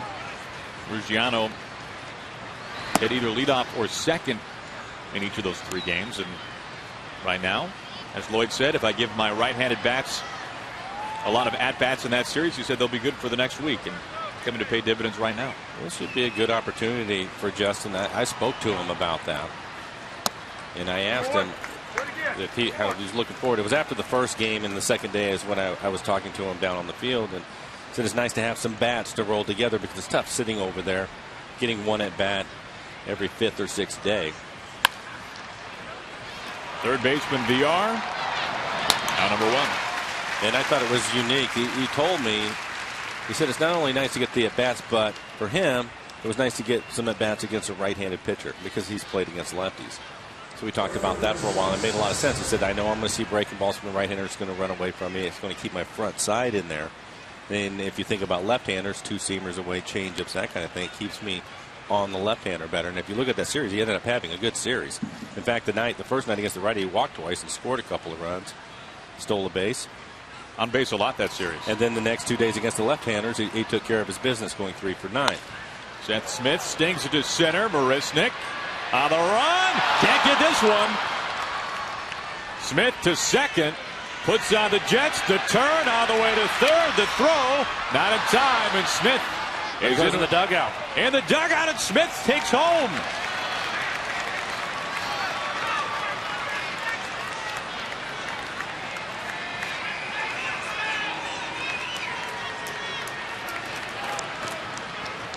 So that should be a triple, and I believe an E6.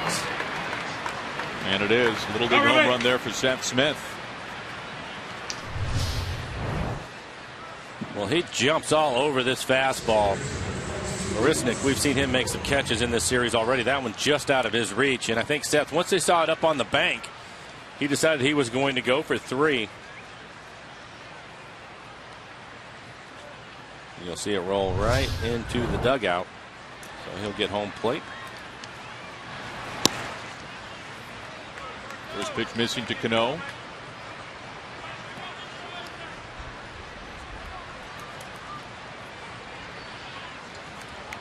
So the Mariners with 2 triples in this one today. Miller had one back in the 3rd that brought home Ackley, who doubled. Cano ahead in the count.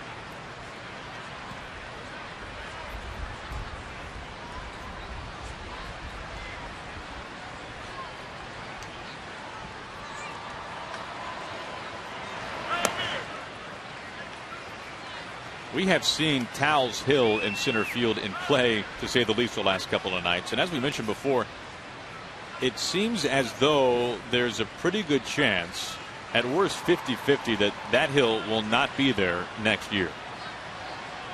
Its lifespan seems as though it is coming to a close. 4-pitch walk to Cano.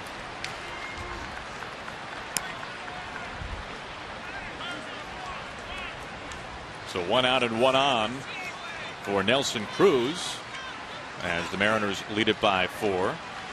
And we hope you're on hand at Safeco Field this Friday as the Mariners host the Red Sox. It is Mariners Fedora night. The first 20,000 fans score the stylish Mariners Fedora in team's retro colors. For tickets to one of the best giveaways of the year, just go to mariners.com. Now a meeting of the minds up on the mound. Brent Strom, the pitching coach.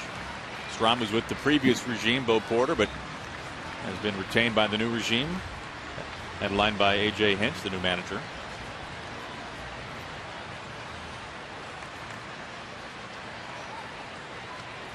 Well, it's not quite the sausage races in Milwaukee, but it's close.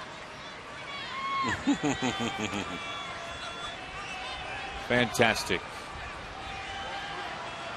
It is bring your dog to the ballpark day. Plenty of sights and smells here inside Minute Maid Park today. 1-0 to Cruz.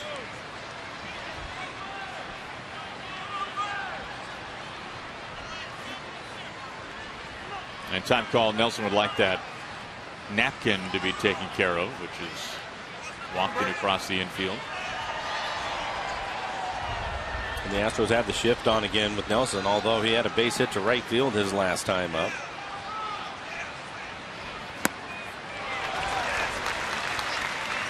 Hernandez was cruising through the first 4 innings in terms of his pitch count. Just under 50 pitches through the first 4 frames, and has really scuffled since. 35 pitches to get his last 4 outs. There goes Cano. Throw to second. Altuve the tag. And Cano is out. He can't believe it. No, he immediately looked into the dugout, and he wants him to take a look at it.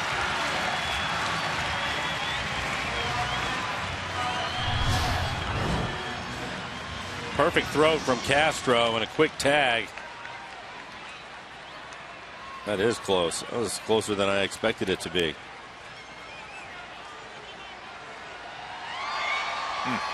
On the shin right there.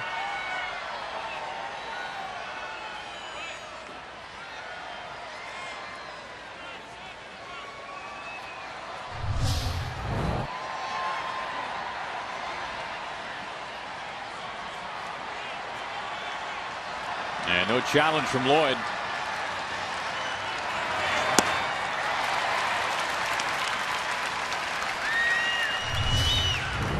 Well, let's see if we can see why in our Alaska Supermo. Perfect throw from Castro. And he does. He tags him just before his spikes hit the bag. Great look. Castro's thrown out about a third of the runners that have taken off on him so far this year. Cruz rather down on strikes. And Hernandez works around the walk. The Mariners grab a run. The triple and in the air brings Smith home. And the Mariners trail it by 4.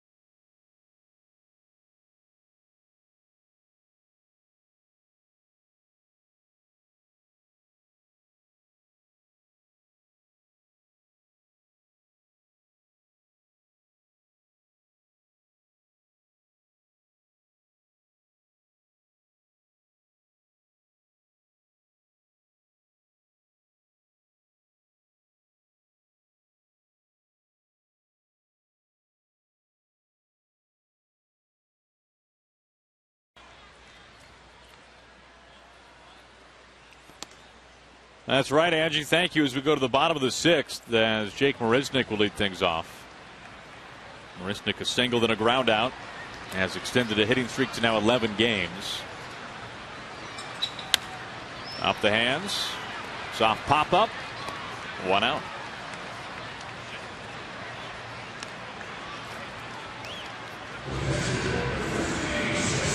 Astros with a couple of home runs in this one today. Gaddis a 3-run shot in the first. Carter 2-run blast in the third. Then it was an RBI single by Marwin Gonzalez in the 4th. A beautiful, albeit a warm one here today in downtown Houston.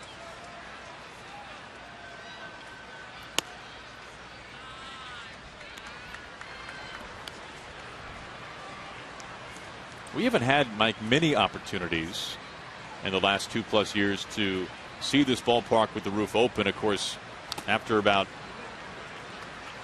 early May, they shut her down, pump the AC in because it gets so hot. Yeah, this will be the last time that we see the roof open. Have you noticed any difference in terms of how this ballpark plays with the roof open versus the roof closed?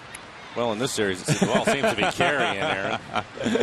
This is maybe tough to call this one a complete outlier, but we've seen our share of home runs. The thing that I've noticed, I think in all 4 games, is the flags have been blowing straight out to left field. And that's where a majority of the home runs have gone. And then, of course, it's warmer, so you would think the ball would carry better with the roof open.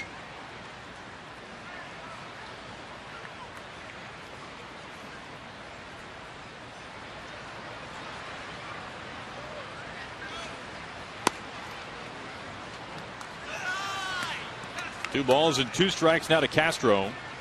Doubled and scored his last time up. Next pitch for Jay will be 90, so this may be his last inning.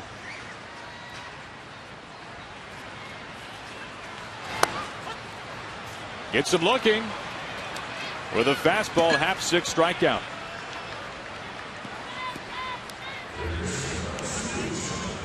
Well, improve your on-bus percentage. Riding is easy. Just ask our rider's guide, available at soundtransit.org. For half this year, his high is 100 pitches. He's at 90 now. Facing VR.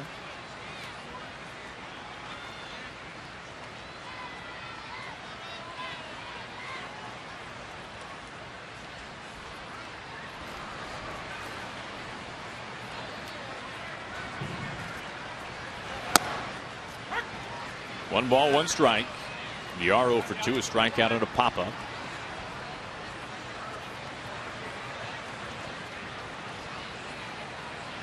Bullpen starting to stir.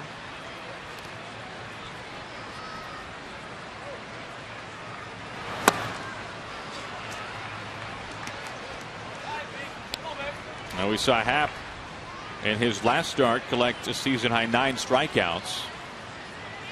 He's a strike away from punch-out number 7 today. The 1-2. Quick ground ball. Miller, a belly flop stop. Throw to first base. Headlong slide, and he's out. What a great play there by Brad Miller. And Jay Happ has sat down the last 7 in a row with some help from his shortstop.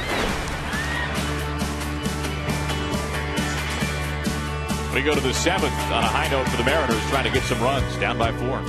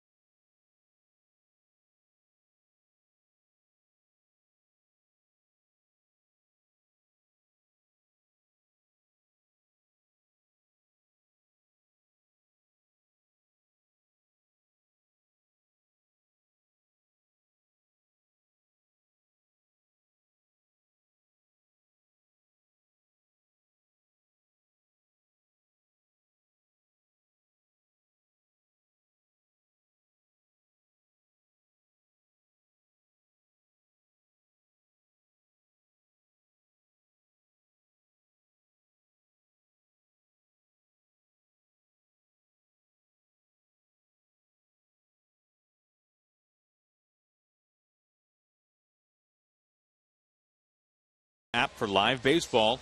At bat is up to the moment with in-game highlights, live look-ins, replay reviews, radio broadcasts, and more. Get MLB.com at bat for your smartphone or your tablet.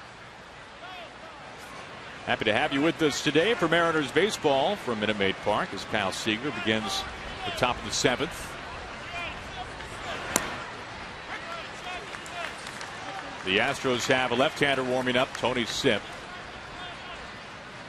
Former Padre, we have seen him before in this series. Logan Morrison, a left-handed hitter on deck.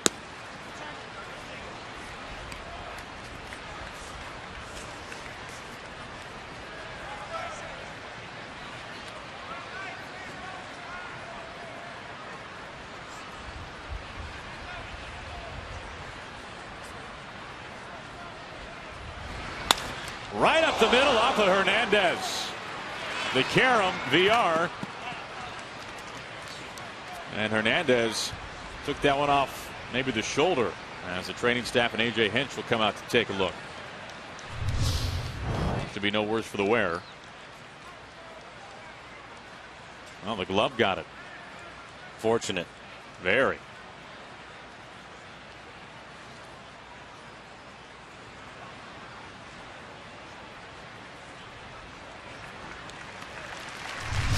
So he is all right, fortunately.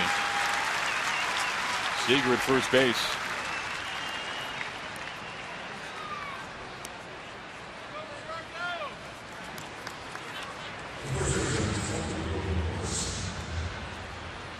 So Seager reaches.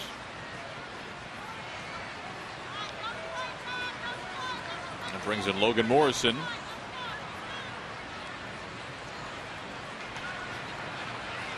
Lomo will walk back in the 5th.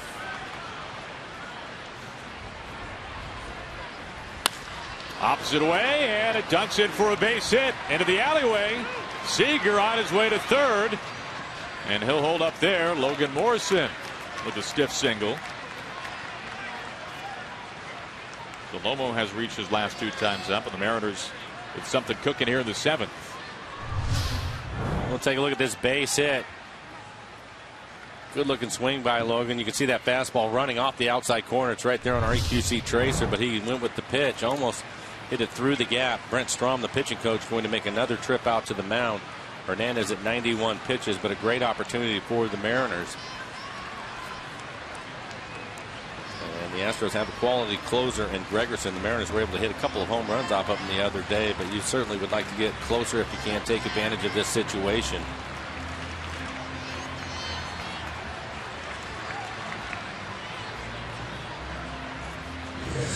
Left-hander Tony Sipp continues to throw out in the bullpen for the Astros. Ackley due up next. You have Ackley and Miller.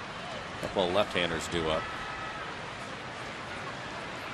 So the Mariners trying to cash in with the runner at third base and nobody out. Zunino 0 for 2 so far in this one.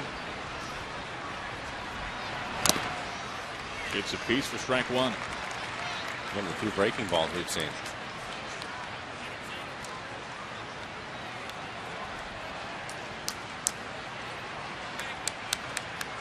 Zunino a ground out and a pop-up. Had the opposite field home run last night.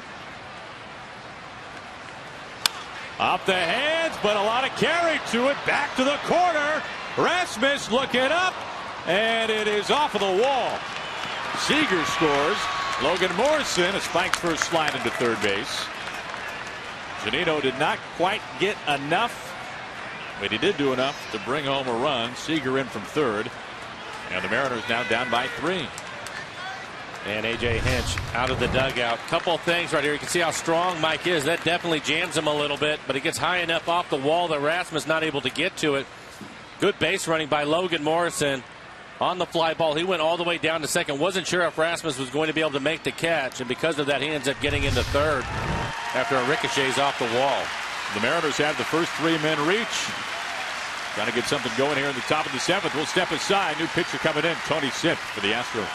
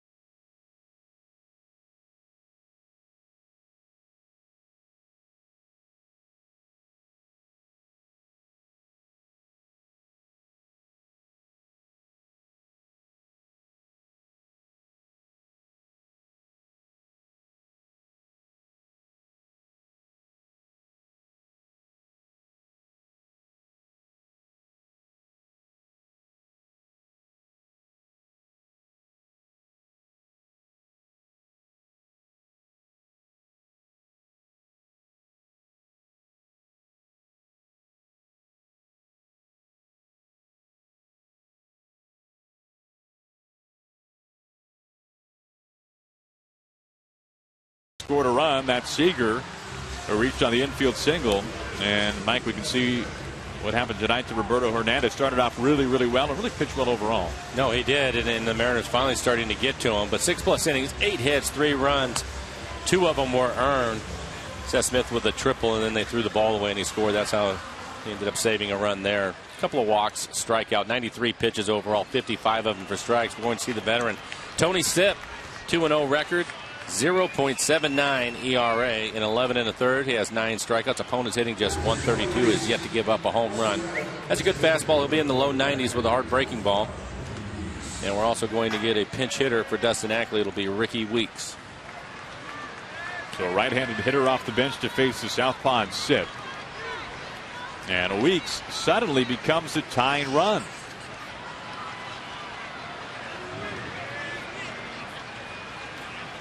Two in scoring position.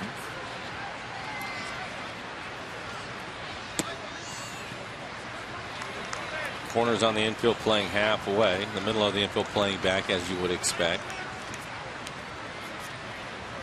We've talked about Sipp before. As you can see, the numbers for Weeks, of course, had that pinch hit home run, a 3-run shot in Oakland. The dead center field. Wouldn't you know it? He comes up here with 2 on once again.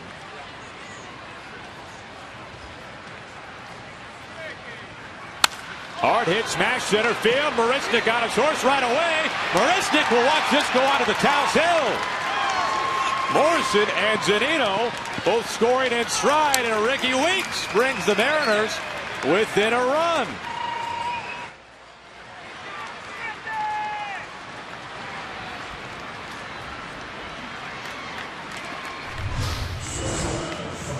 This ball is smashed out to center field. When he squares it up, gets the barrel to it, it jumps off his bat. Marisnick has made a couple of catches in this series, not able to catch up to this one as it bounces off the warning track and heads up to the hill. But Ricky is a pinch hitter. He will end up picking up a couple of RBIs.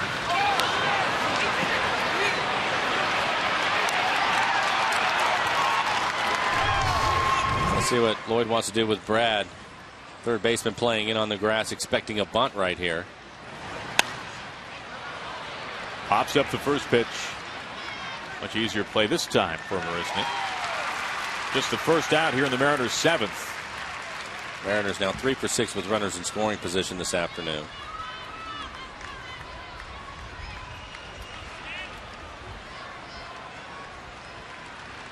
Second at bat coming here for Ruggiano, who represents the go-ahead run, tying run out there at second. And we were talking about Ruggiano in his first at bat getting an opportunity to play in all 3 games down in Arlington. This is the reason why you do that. You hope that they pay off in moments like this. See if he can pick up an RBI right here, tie up the ball game.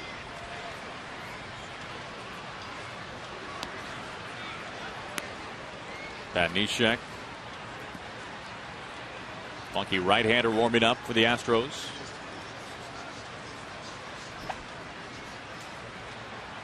Weeks the tying run at second base.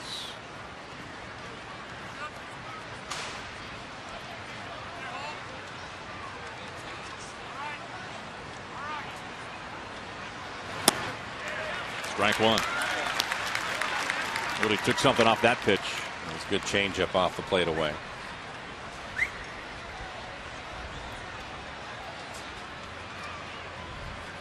Now Ruggiano, a right-handed hitter. The wind bustling out to left field.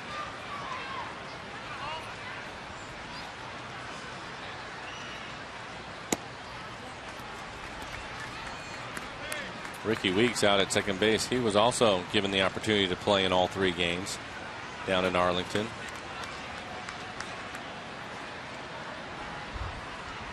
It's come up big today.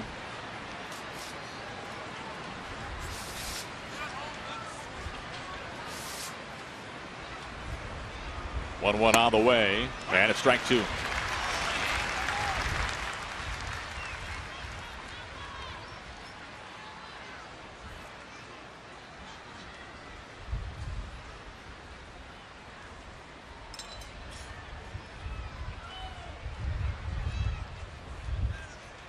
Already 3 runs in for the Mariners here in the 7th. Looking for more. 2 balls, 2 strikes. There goes Weeks. Castro gets Weeks in the middle, but then it gets away from VR. Weeks the turn, and this game is tied.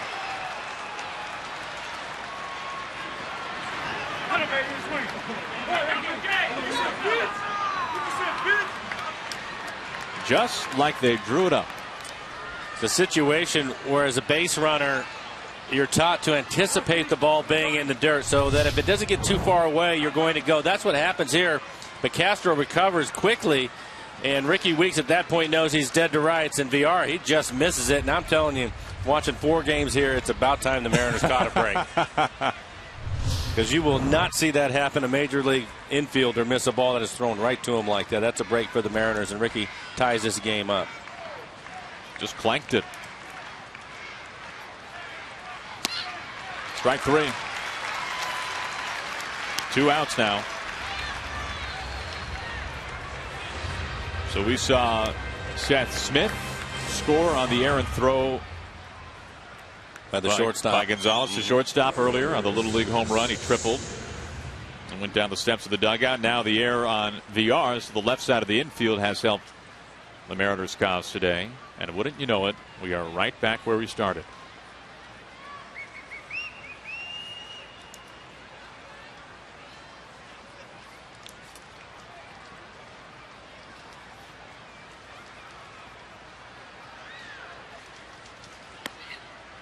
Ball 1 to Seth Smith. We saw him go the opposite way in the first inning to avoid the shift. Carson Smith is warming up.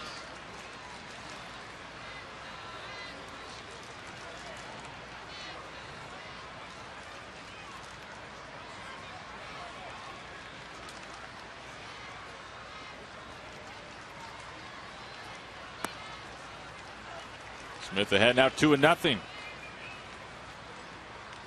A triple his last at bat of the 6th inning. He's had a good afternoon, 2 for 3 with that triple.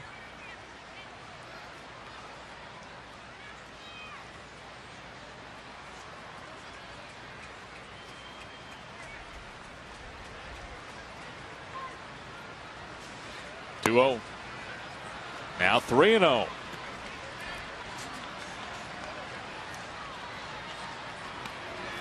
Cano waiting on deck.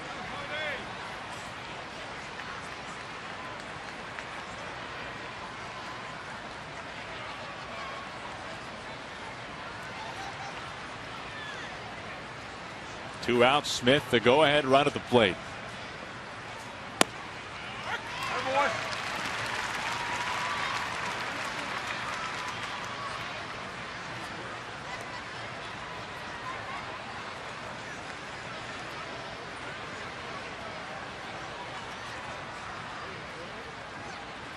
First 4 batters of this inning have reached for the Mariners.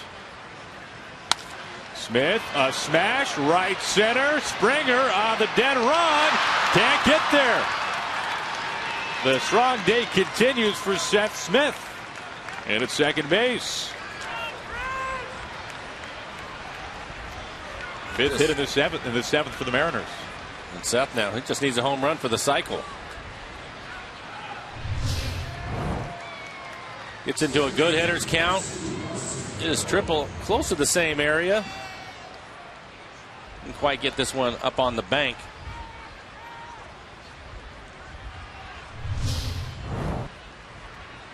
And that will give Cano an opportunity to drive in a run. The Mariners 3 for 6 with runners in scoring position this afternoon.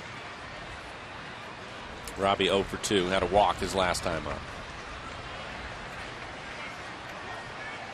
Robinson just 1 RBI his last 10 games. That one coming in game 2 of the series. Prime chance for one right here. Inside.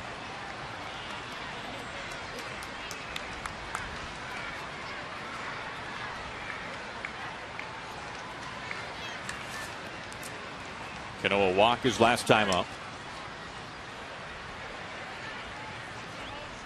2 outs, the go-ahead run at second. Has this game ever changed in the Mariners' 7th? Chasing after it. Cano facing Sitt. 4 for 8 with 2 home runs. Left on left.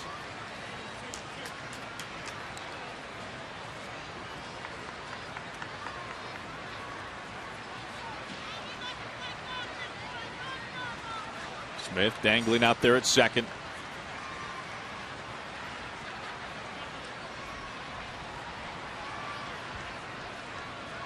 Already 4 runs in for the Mariners here in the 7th, looking for a 5th. Just off the plate.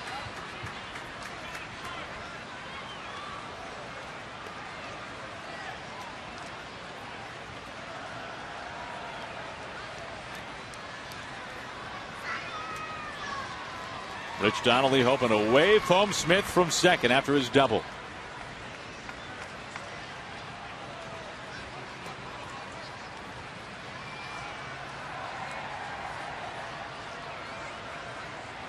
The 2-1. And a late strike call. And you can see our EQC trace where that pitch is not a strike, and Robbie didn't like it. It is in and borderline down. Boy, does that change the at-bat. It really does. Instead of being 3-1 and looking for a good fastball to hit 2-2, he still has to cover everything now.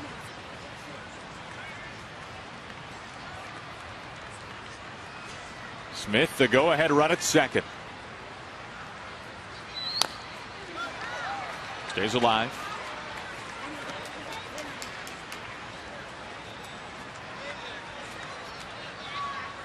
If Cano can reach, Nelson Cruz is on deck. And why swing one weighted bat when you can swing 2?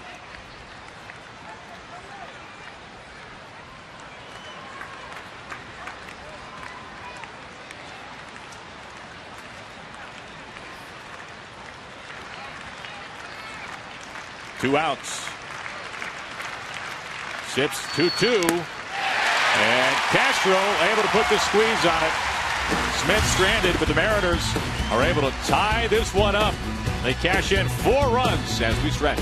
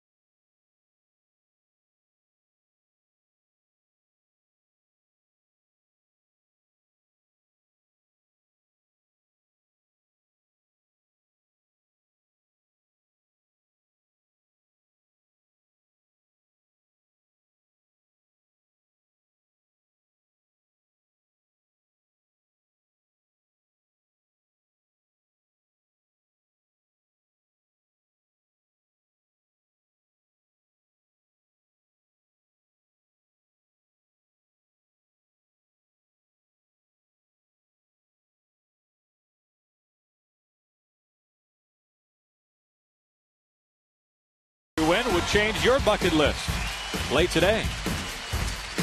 The Mariners have turned this one into a ball game. The series finale of 4 spot, as you can see there, in the 7th to even the score.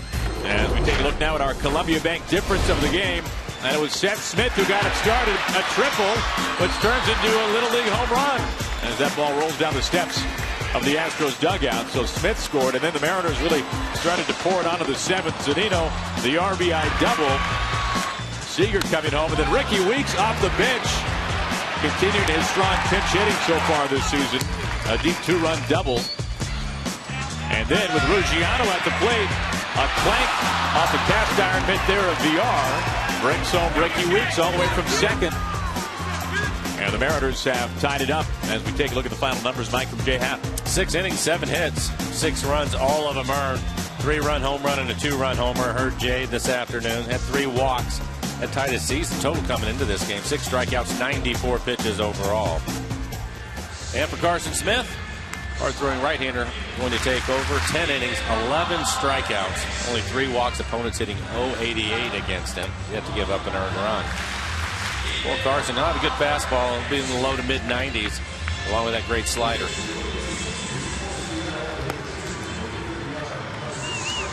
Now Carson, as we mentioned before, is a Texan, a lifelong Texan. Was born in the Dallas-Fort Worth area.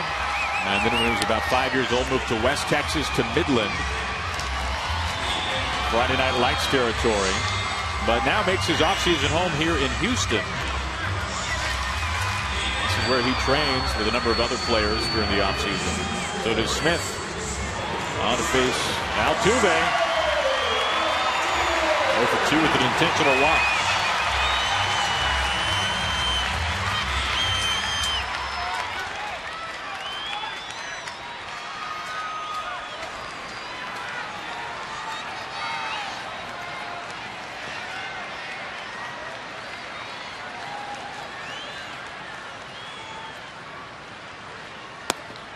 First pitch strike.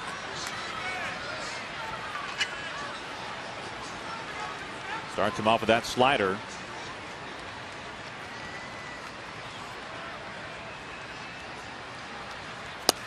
Gets him waving. Well, Carson will change speeds on his slider, and typically early in the count he'll throw one that's a little bit softer, just trying to get it over for a strike. These two with Altuve hitting are 2 of his best sliders. He threw them both hard. That last one at 85 miles an hour. 3 pitches, all strikes. Good morning, good afternoon, good night to Altuve, who is now 0 for 3. 3 sliders, all of them perfect pitches. The last 2 just off the outside corner and some weak waves. Probably the worst at bat we've seen Altuve have in this series. Yeah, you just don't see him go fishing like that very often. Ricky Weeks now in left field for Ackley. Weeks pinch hit, drove in 2, then scored later.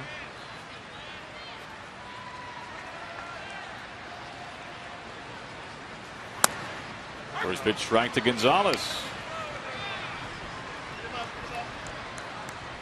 Gonzalez, a switch hitter, turn around and hit left-handed, and with that Logan Morrison playing deep at first and right on the line.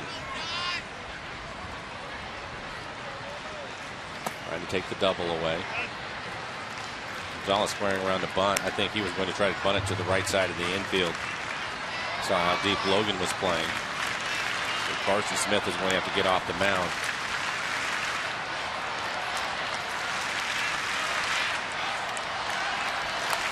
Tries the bunt. 2 strikes. A little bit easier play for Carson. Being right-handed, he typically falls off towards the first base side, so he basically had a running start. He was able to get that bunt down fair. I think Carson would be able to make the play on it.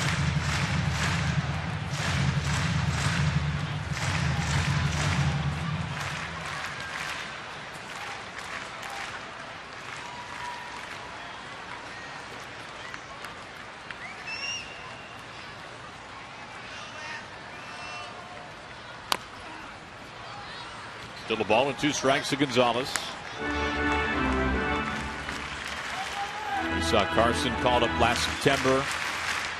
Was brilliant out of the Mariners bullpen. A bullpen that you have to pitch really well last year in that Mariners bullpen to stand out.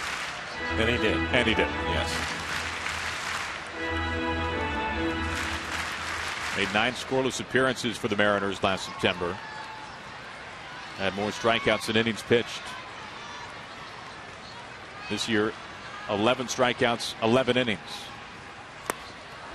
Indecisive swing, and he goes around. Ron Culpa on the call at third base. Back-to-back strikeouts to begin the bottom of the 7th. Hard slider and a great play by Zunino. This is buried in the dirt. Mike able to backhand the skip and then puts the tag on him. Looks for some help, but we'll take a look at it. What a good play by Zunino.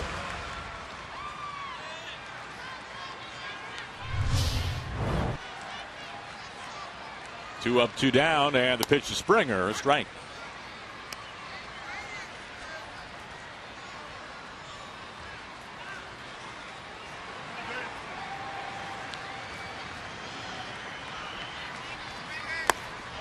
1-1.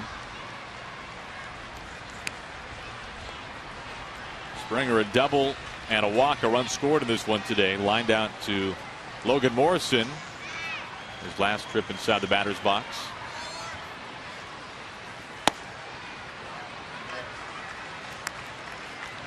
Carson behind the count for the first time today in the 7th inning. Neshek and Qualls. A couple of right-handers warming up. Different looks.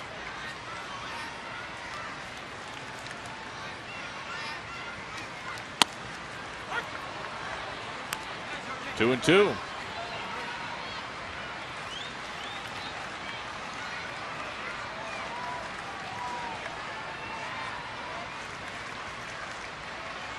Carson Smith the pitch away from striking out the side in order, but instead he'll take a week 1 tapper right back his way. Easy play. Carson Smith out of the bullpen as the Astros have been retired in order each of the last 3 innings. We're up to the 8th, all tied up at 6.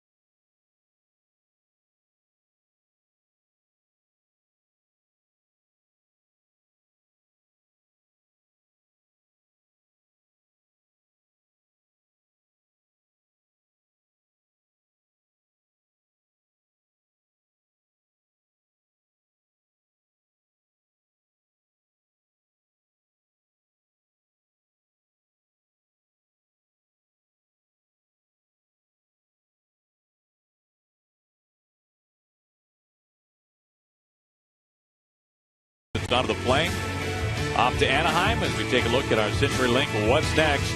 And Felix going tomorrow against Matt Shoemaker.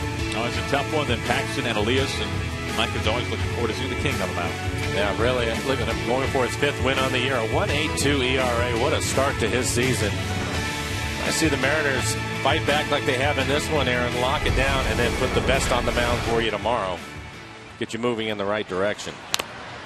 Cruz swinging to the first pitch from a new pitcher, Van Neshek. Looks like that clipped Castro a little bit. Neshek, side armor. You're going to see a lot of foul tips when he is pitching. Really sinks the ball. Neshek on the year, his 12th appearance. 1-0 record, 4.82 ERA, 10 strikeouts. He's yet to walk a batter. Opponent's hitting just .229, but he has given up 3 home runs this year. And American League home run leader standing in the batter's box, Nelson Cruz. This marks year number 9 in the big leagues for Neshek. An all-star last year in his lone season in St. Louis with the Cardinals.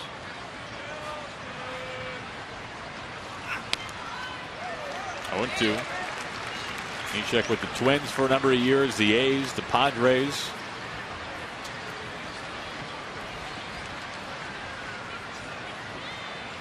The Mariners trying to build on what was a tremendous 7th inning to bring them right back into this game. 4 runs on 5 hits.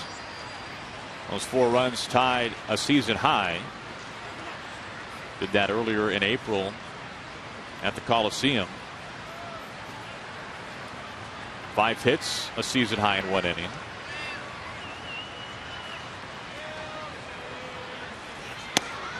Inside.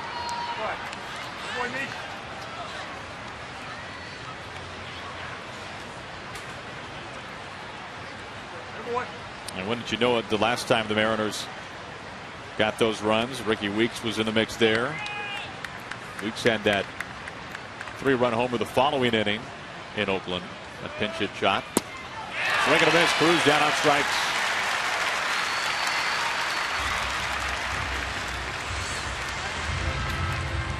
In the last 4 days, Aaron, we've talked a lot about the Astros and improvement, and we've also talked about the bullpen for the most part. Highest percent of chase pitches outside of the strike zone on breaking balls. And if you look at the league leaders, these guys, 3 of those guys are on here. League average is 31%. Neshek, who's on the mound right now, at 52%, Qualls at 54%, and then Luke Gregerson, their closer, at 54%. So that's where a lot of the improvement has come from for these Astros, the guys pitching out of the pen and the sharp breaking balls that they're able to throw off the plate away and get hitters to swing and miss. Can't lay off of it. Yeah. Seager 0-1.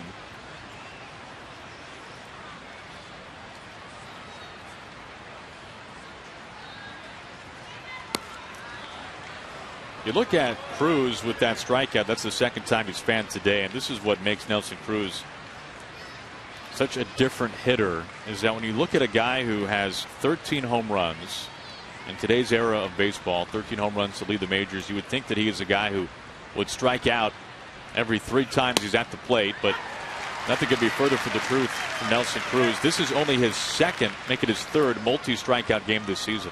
He just doesn't whiff all that often, especially for a guy who hits the ball as hard and far as he does. Well, it's a good reason why his batting average started today was at 347.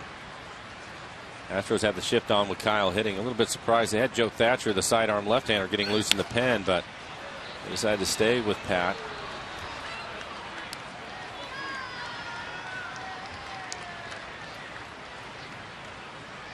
There's Joe Thatcher, sidearm lefty.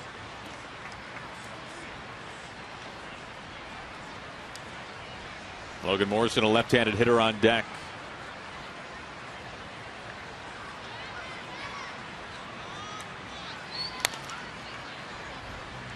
Still 1-2.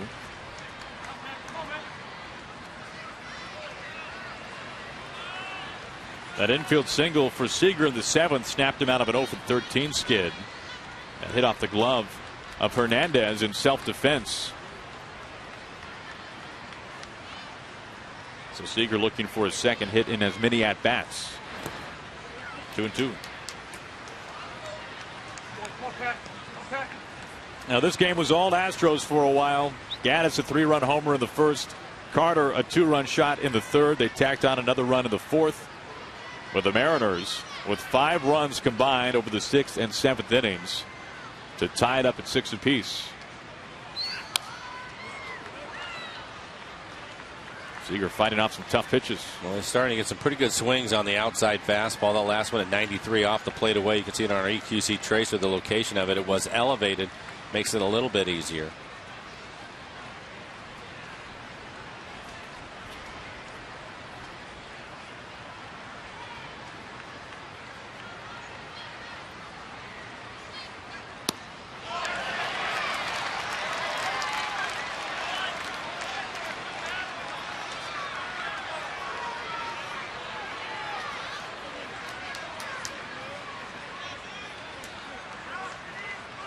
Will be the 9th pitch of this at bat.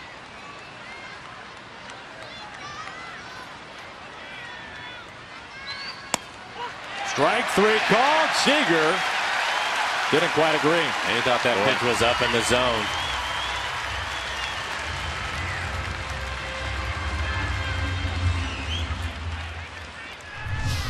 I haven't seen Brian Knight call too many high fastballs, but this is a fastball at 91 miles an hour. Kyle thinking clearly it's a ball. Can't say that I blame him. It's well above his belt.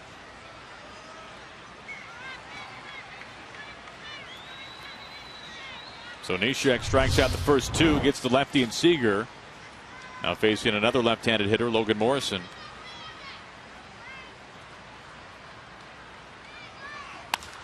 Lomo on the first pitch. Some hang time, a little bit of carry, but not enough out to left.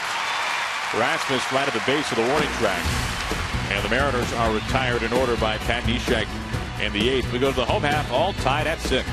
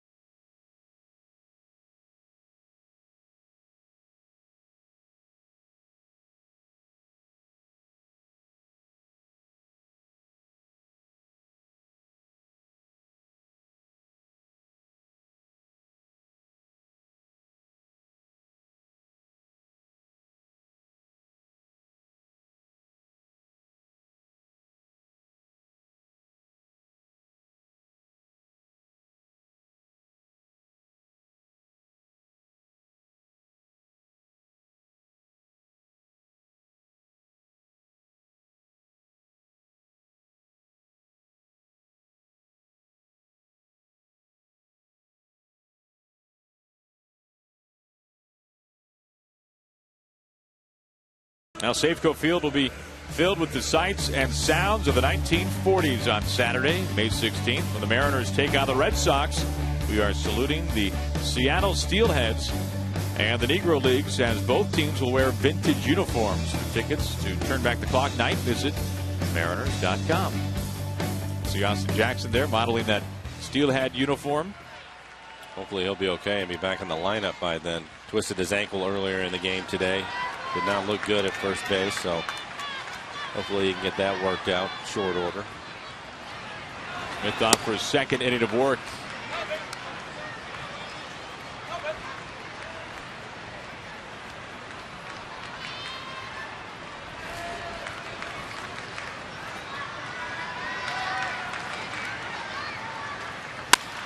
Line drive, smacked. It is just over the wall.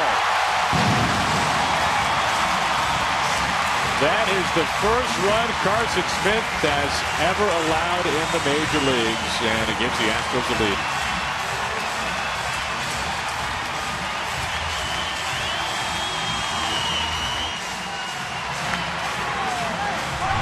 He throws in the slider. He leaves it in the middle of the plate. We've seen him hit a couple of home runs in this series on breaking balls that were left up in the middle of the plate. And that one, a screaming line drive just over the wall and left.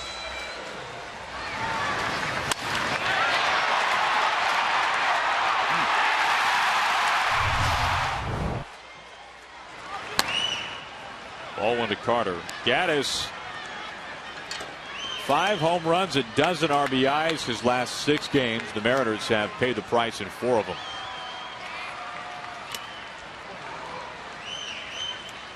Mariners pitchers had sat down 10 Astros in a row before that Gaddis homer. Gaddis today has scored 3 runs and driven in 4. Gregerson getting loose.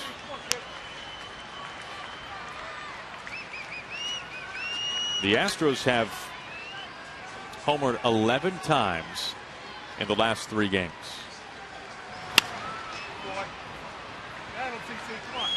And of course, Carson Smith had set the Mariners' franchise record for most consecutive appearances to open up a career without allowing a run. 20 games spanning just over 18 innings. Strike 3 called. Carter frozen. Another slider from Smith. This time on the inside corner, and Carter out number 1. And Lloyd McClendon out of the dugout. We had a shot to the bullpen. Charlie Furbush was ready to go. Rasmus is due up. So we will have left on left. We step aside. The Astros have grabbed the lead right back.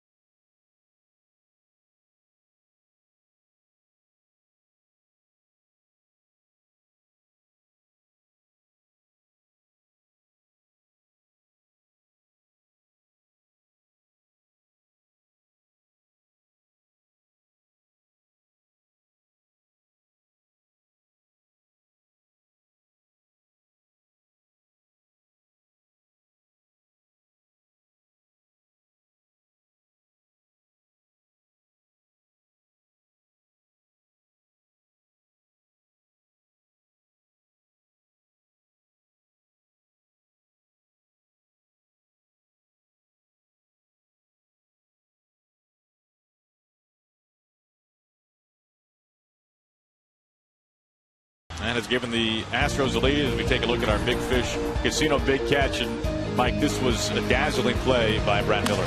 Take a look at it. Goes to his backhand side. Full extension on the dive. Gets up quickly and throws a strike across the diamond. I don't think you can do it much better than that. Good play by Brad Miller. Charlie Furbush is going to take over for the Mariners. This will be his 12th appearance on the year. 3.18 ERA. Has 5 strikeouts in the 5 2/3 that he has worked. Only walked 1 batter so far. Opponent's hitting .217.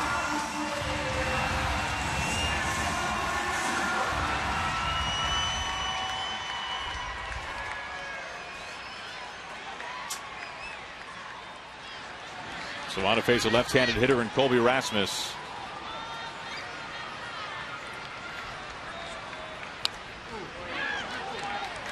Mike, we were talking during that commercial break. That home run by Gaddis looked like it was going to bang off the top of the wall. It was hit so stiff, so firm, and it did not look like it would have the clearance. It had just got over the yellow line. It was hit hard enough to where right about the point where it was starting to hook back down, it ended up clearing the fence. Inside to Rasmus. Now the Astros, we told you, they lead baseball in home runs entering today, and that trend will continue. They've clobbered 3 of them. And they've hit 3 home runs or more in now 5 of their last 7 games. They've got 40 round trippers on the season. 2-2.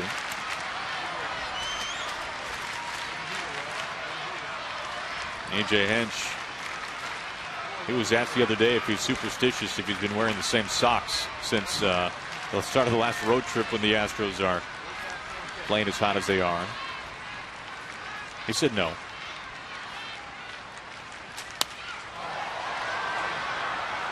And this hook's foul.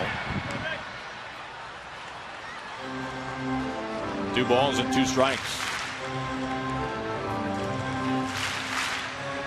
First time Furbush has pitched in this series. We saw him twice, back-to-back days, in fact, against the Rangers.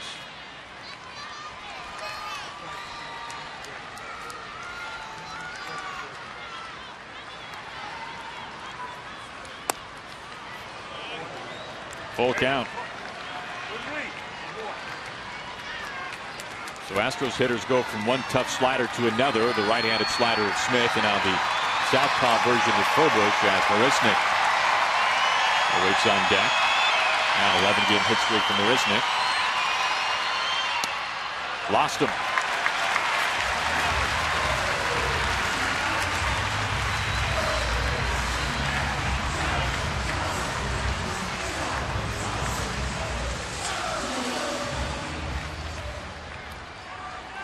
When we go to the 9th, it'll be the bottom 3 in the order for the Mariners: Zunino, Weeks, and Miller.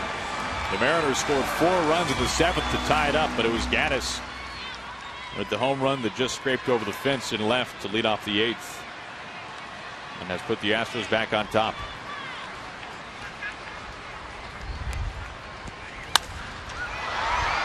Opposite way and high, Smith, and the sunshine for out number 2.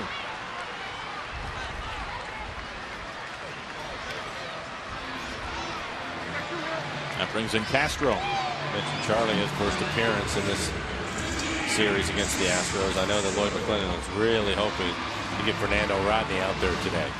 The Mariners going to score a couple of runs. Rodney has not pitched in this series after saving every game in Arlington. That was incredible. He pitched the final game of the homestand, and then, as you mentioned, 3 straight saves. So 4 consecutive days of work for Rodney, but has now been down for a while.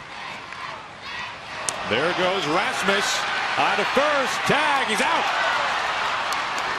And that will keep this lead at a manageable one for the Mariners. We go to the 9th. Mariners 3 outs to get 1 run.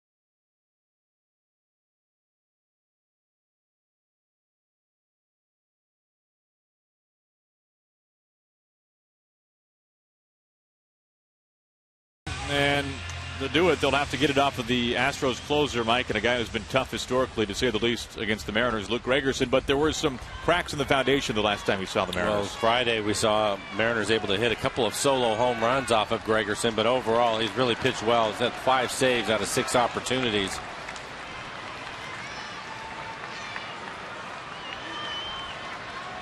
That was in game 2 of the series.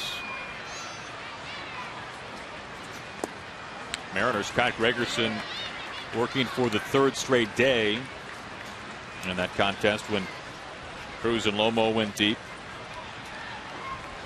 Those were the first runs that the Mariners got off of Gregerson since 2010 when he was pitching for the Padres. In fact, he'd allowed only that 1 run in his career against Seattle. Some carries, slicing. Will it hug the line into the corner? A foul ball. Almost able to sneak it in there.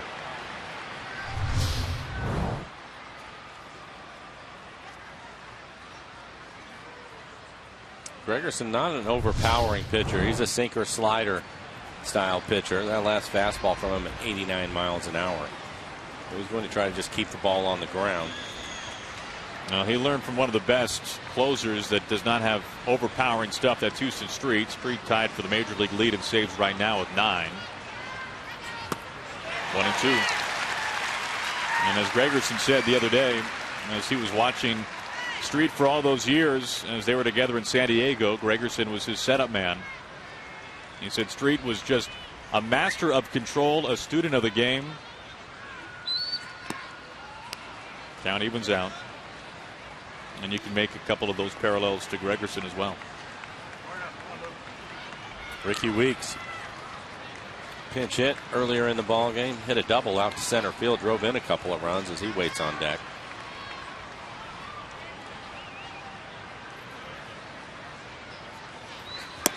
Down on strikes.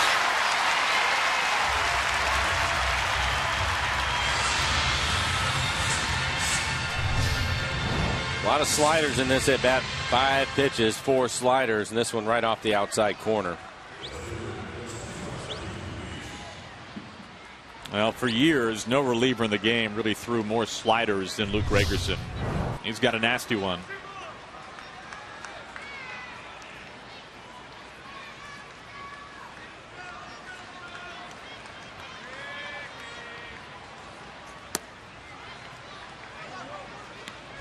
In fact, there was a point in Gregerson's career where they were a little concerned about the number of sliders that he had thrown and what that would do to his arm. 1-1. They showed the percentages on breaking balls off the plate and getting hitters to swing at it. He was right at the top of the list at 54%.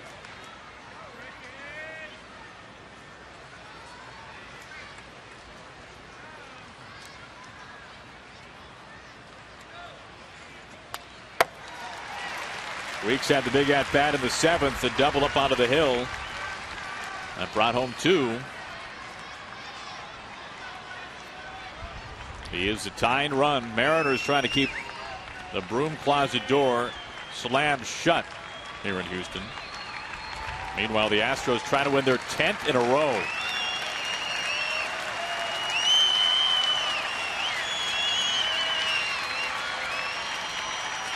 Long pause and the 1-2 to Weeks. Evens it up.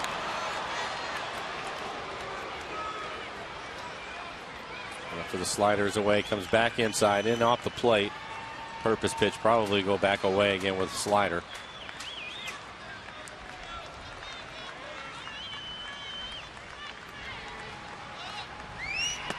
And he does. Full count.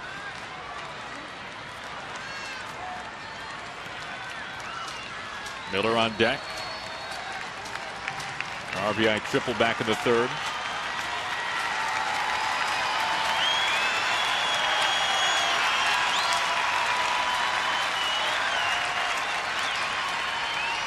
The 3-2. And he walked him. Tying run is at first. After all the sliders, comes back inside 3-2 with a good fastball, but he misses off the plate inside. A good at bat for Ricky Weeks, the veteran, showing some good discipline there. Just the 2nd walk on the season for Gregerson. Willie Bloomquist is going to pinch run for Ricky.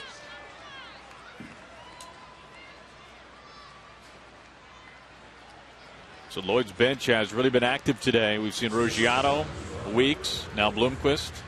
The only one left on it is Sucre.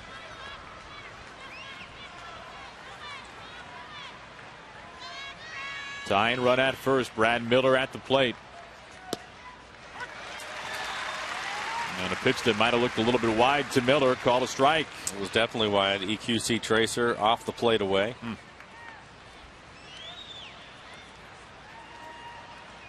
So Gregerson gifted a strike there.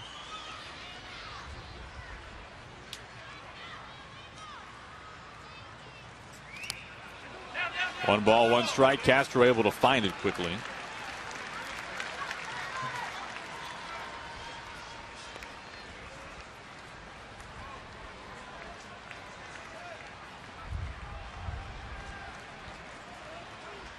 This will make it interesting. We talked about Gregerson. He throws a lot of sliders. Half of them are probably in the dirt. So with Willie at first base, anything that gets away from Castro at all, he might be able to get down to second. Bloomquist to lead. Mariners have 2 outs to get a run.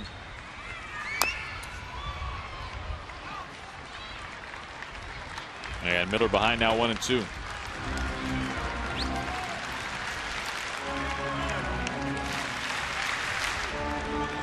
Lloyd talking with Rich Donnelly, coaching at third base.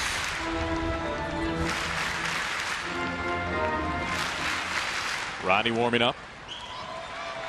Just in case. And hopefully we get there.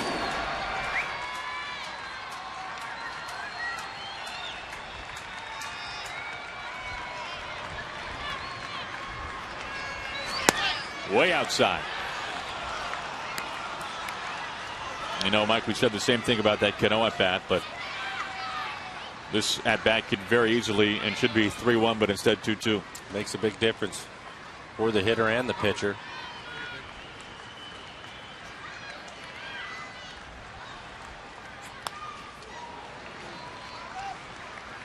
Count stays put.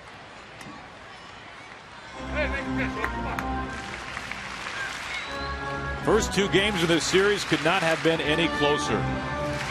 Astros won it 3-2 in game 1. They had the walk-off hit from Altuve, and then game 2, another 1-run win by Houston. Chopper Altuve's way, trouble on the first, and that'll be all she wrote. Astros get the 4-game sweep, and the Houston Astros now have 18 wins. They've won 10 in a row. Mariners did a good job of fighting their way back into this game after being down big early. But now they have to head on out to L.A. Probably happy about that. Things just did not go well for them here in Houston. Their first trip into Houston this year. So they have to get things turned around in Los Angeles tomorrow. Best 25-game start in franchise history with the first place Houston Astros. So the Mariners did the sweeping and then get swept. And now it's on to Anaheim. Mariners postgame presented by Delta Airlines starts right now.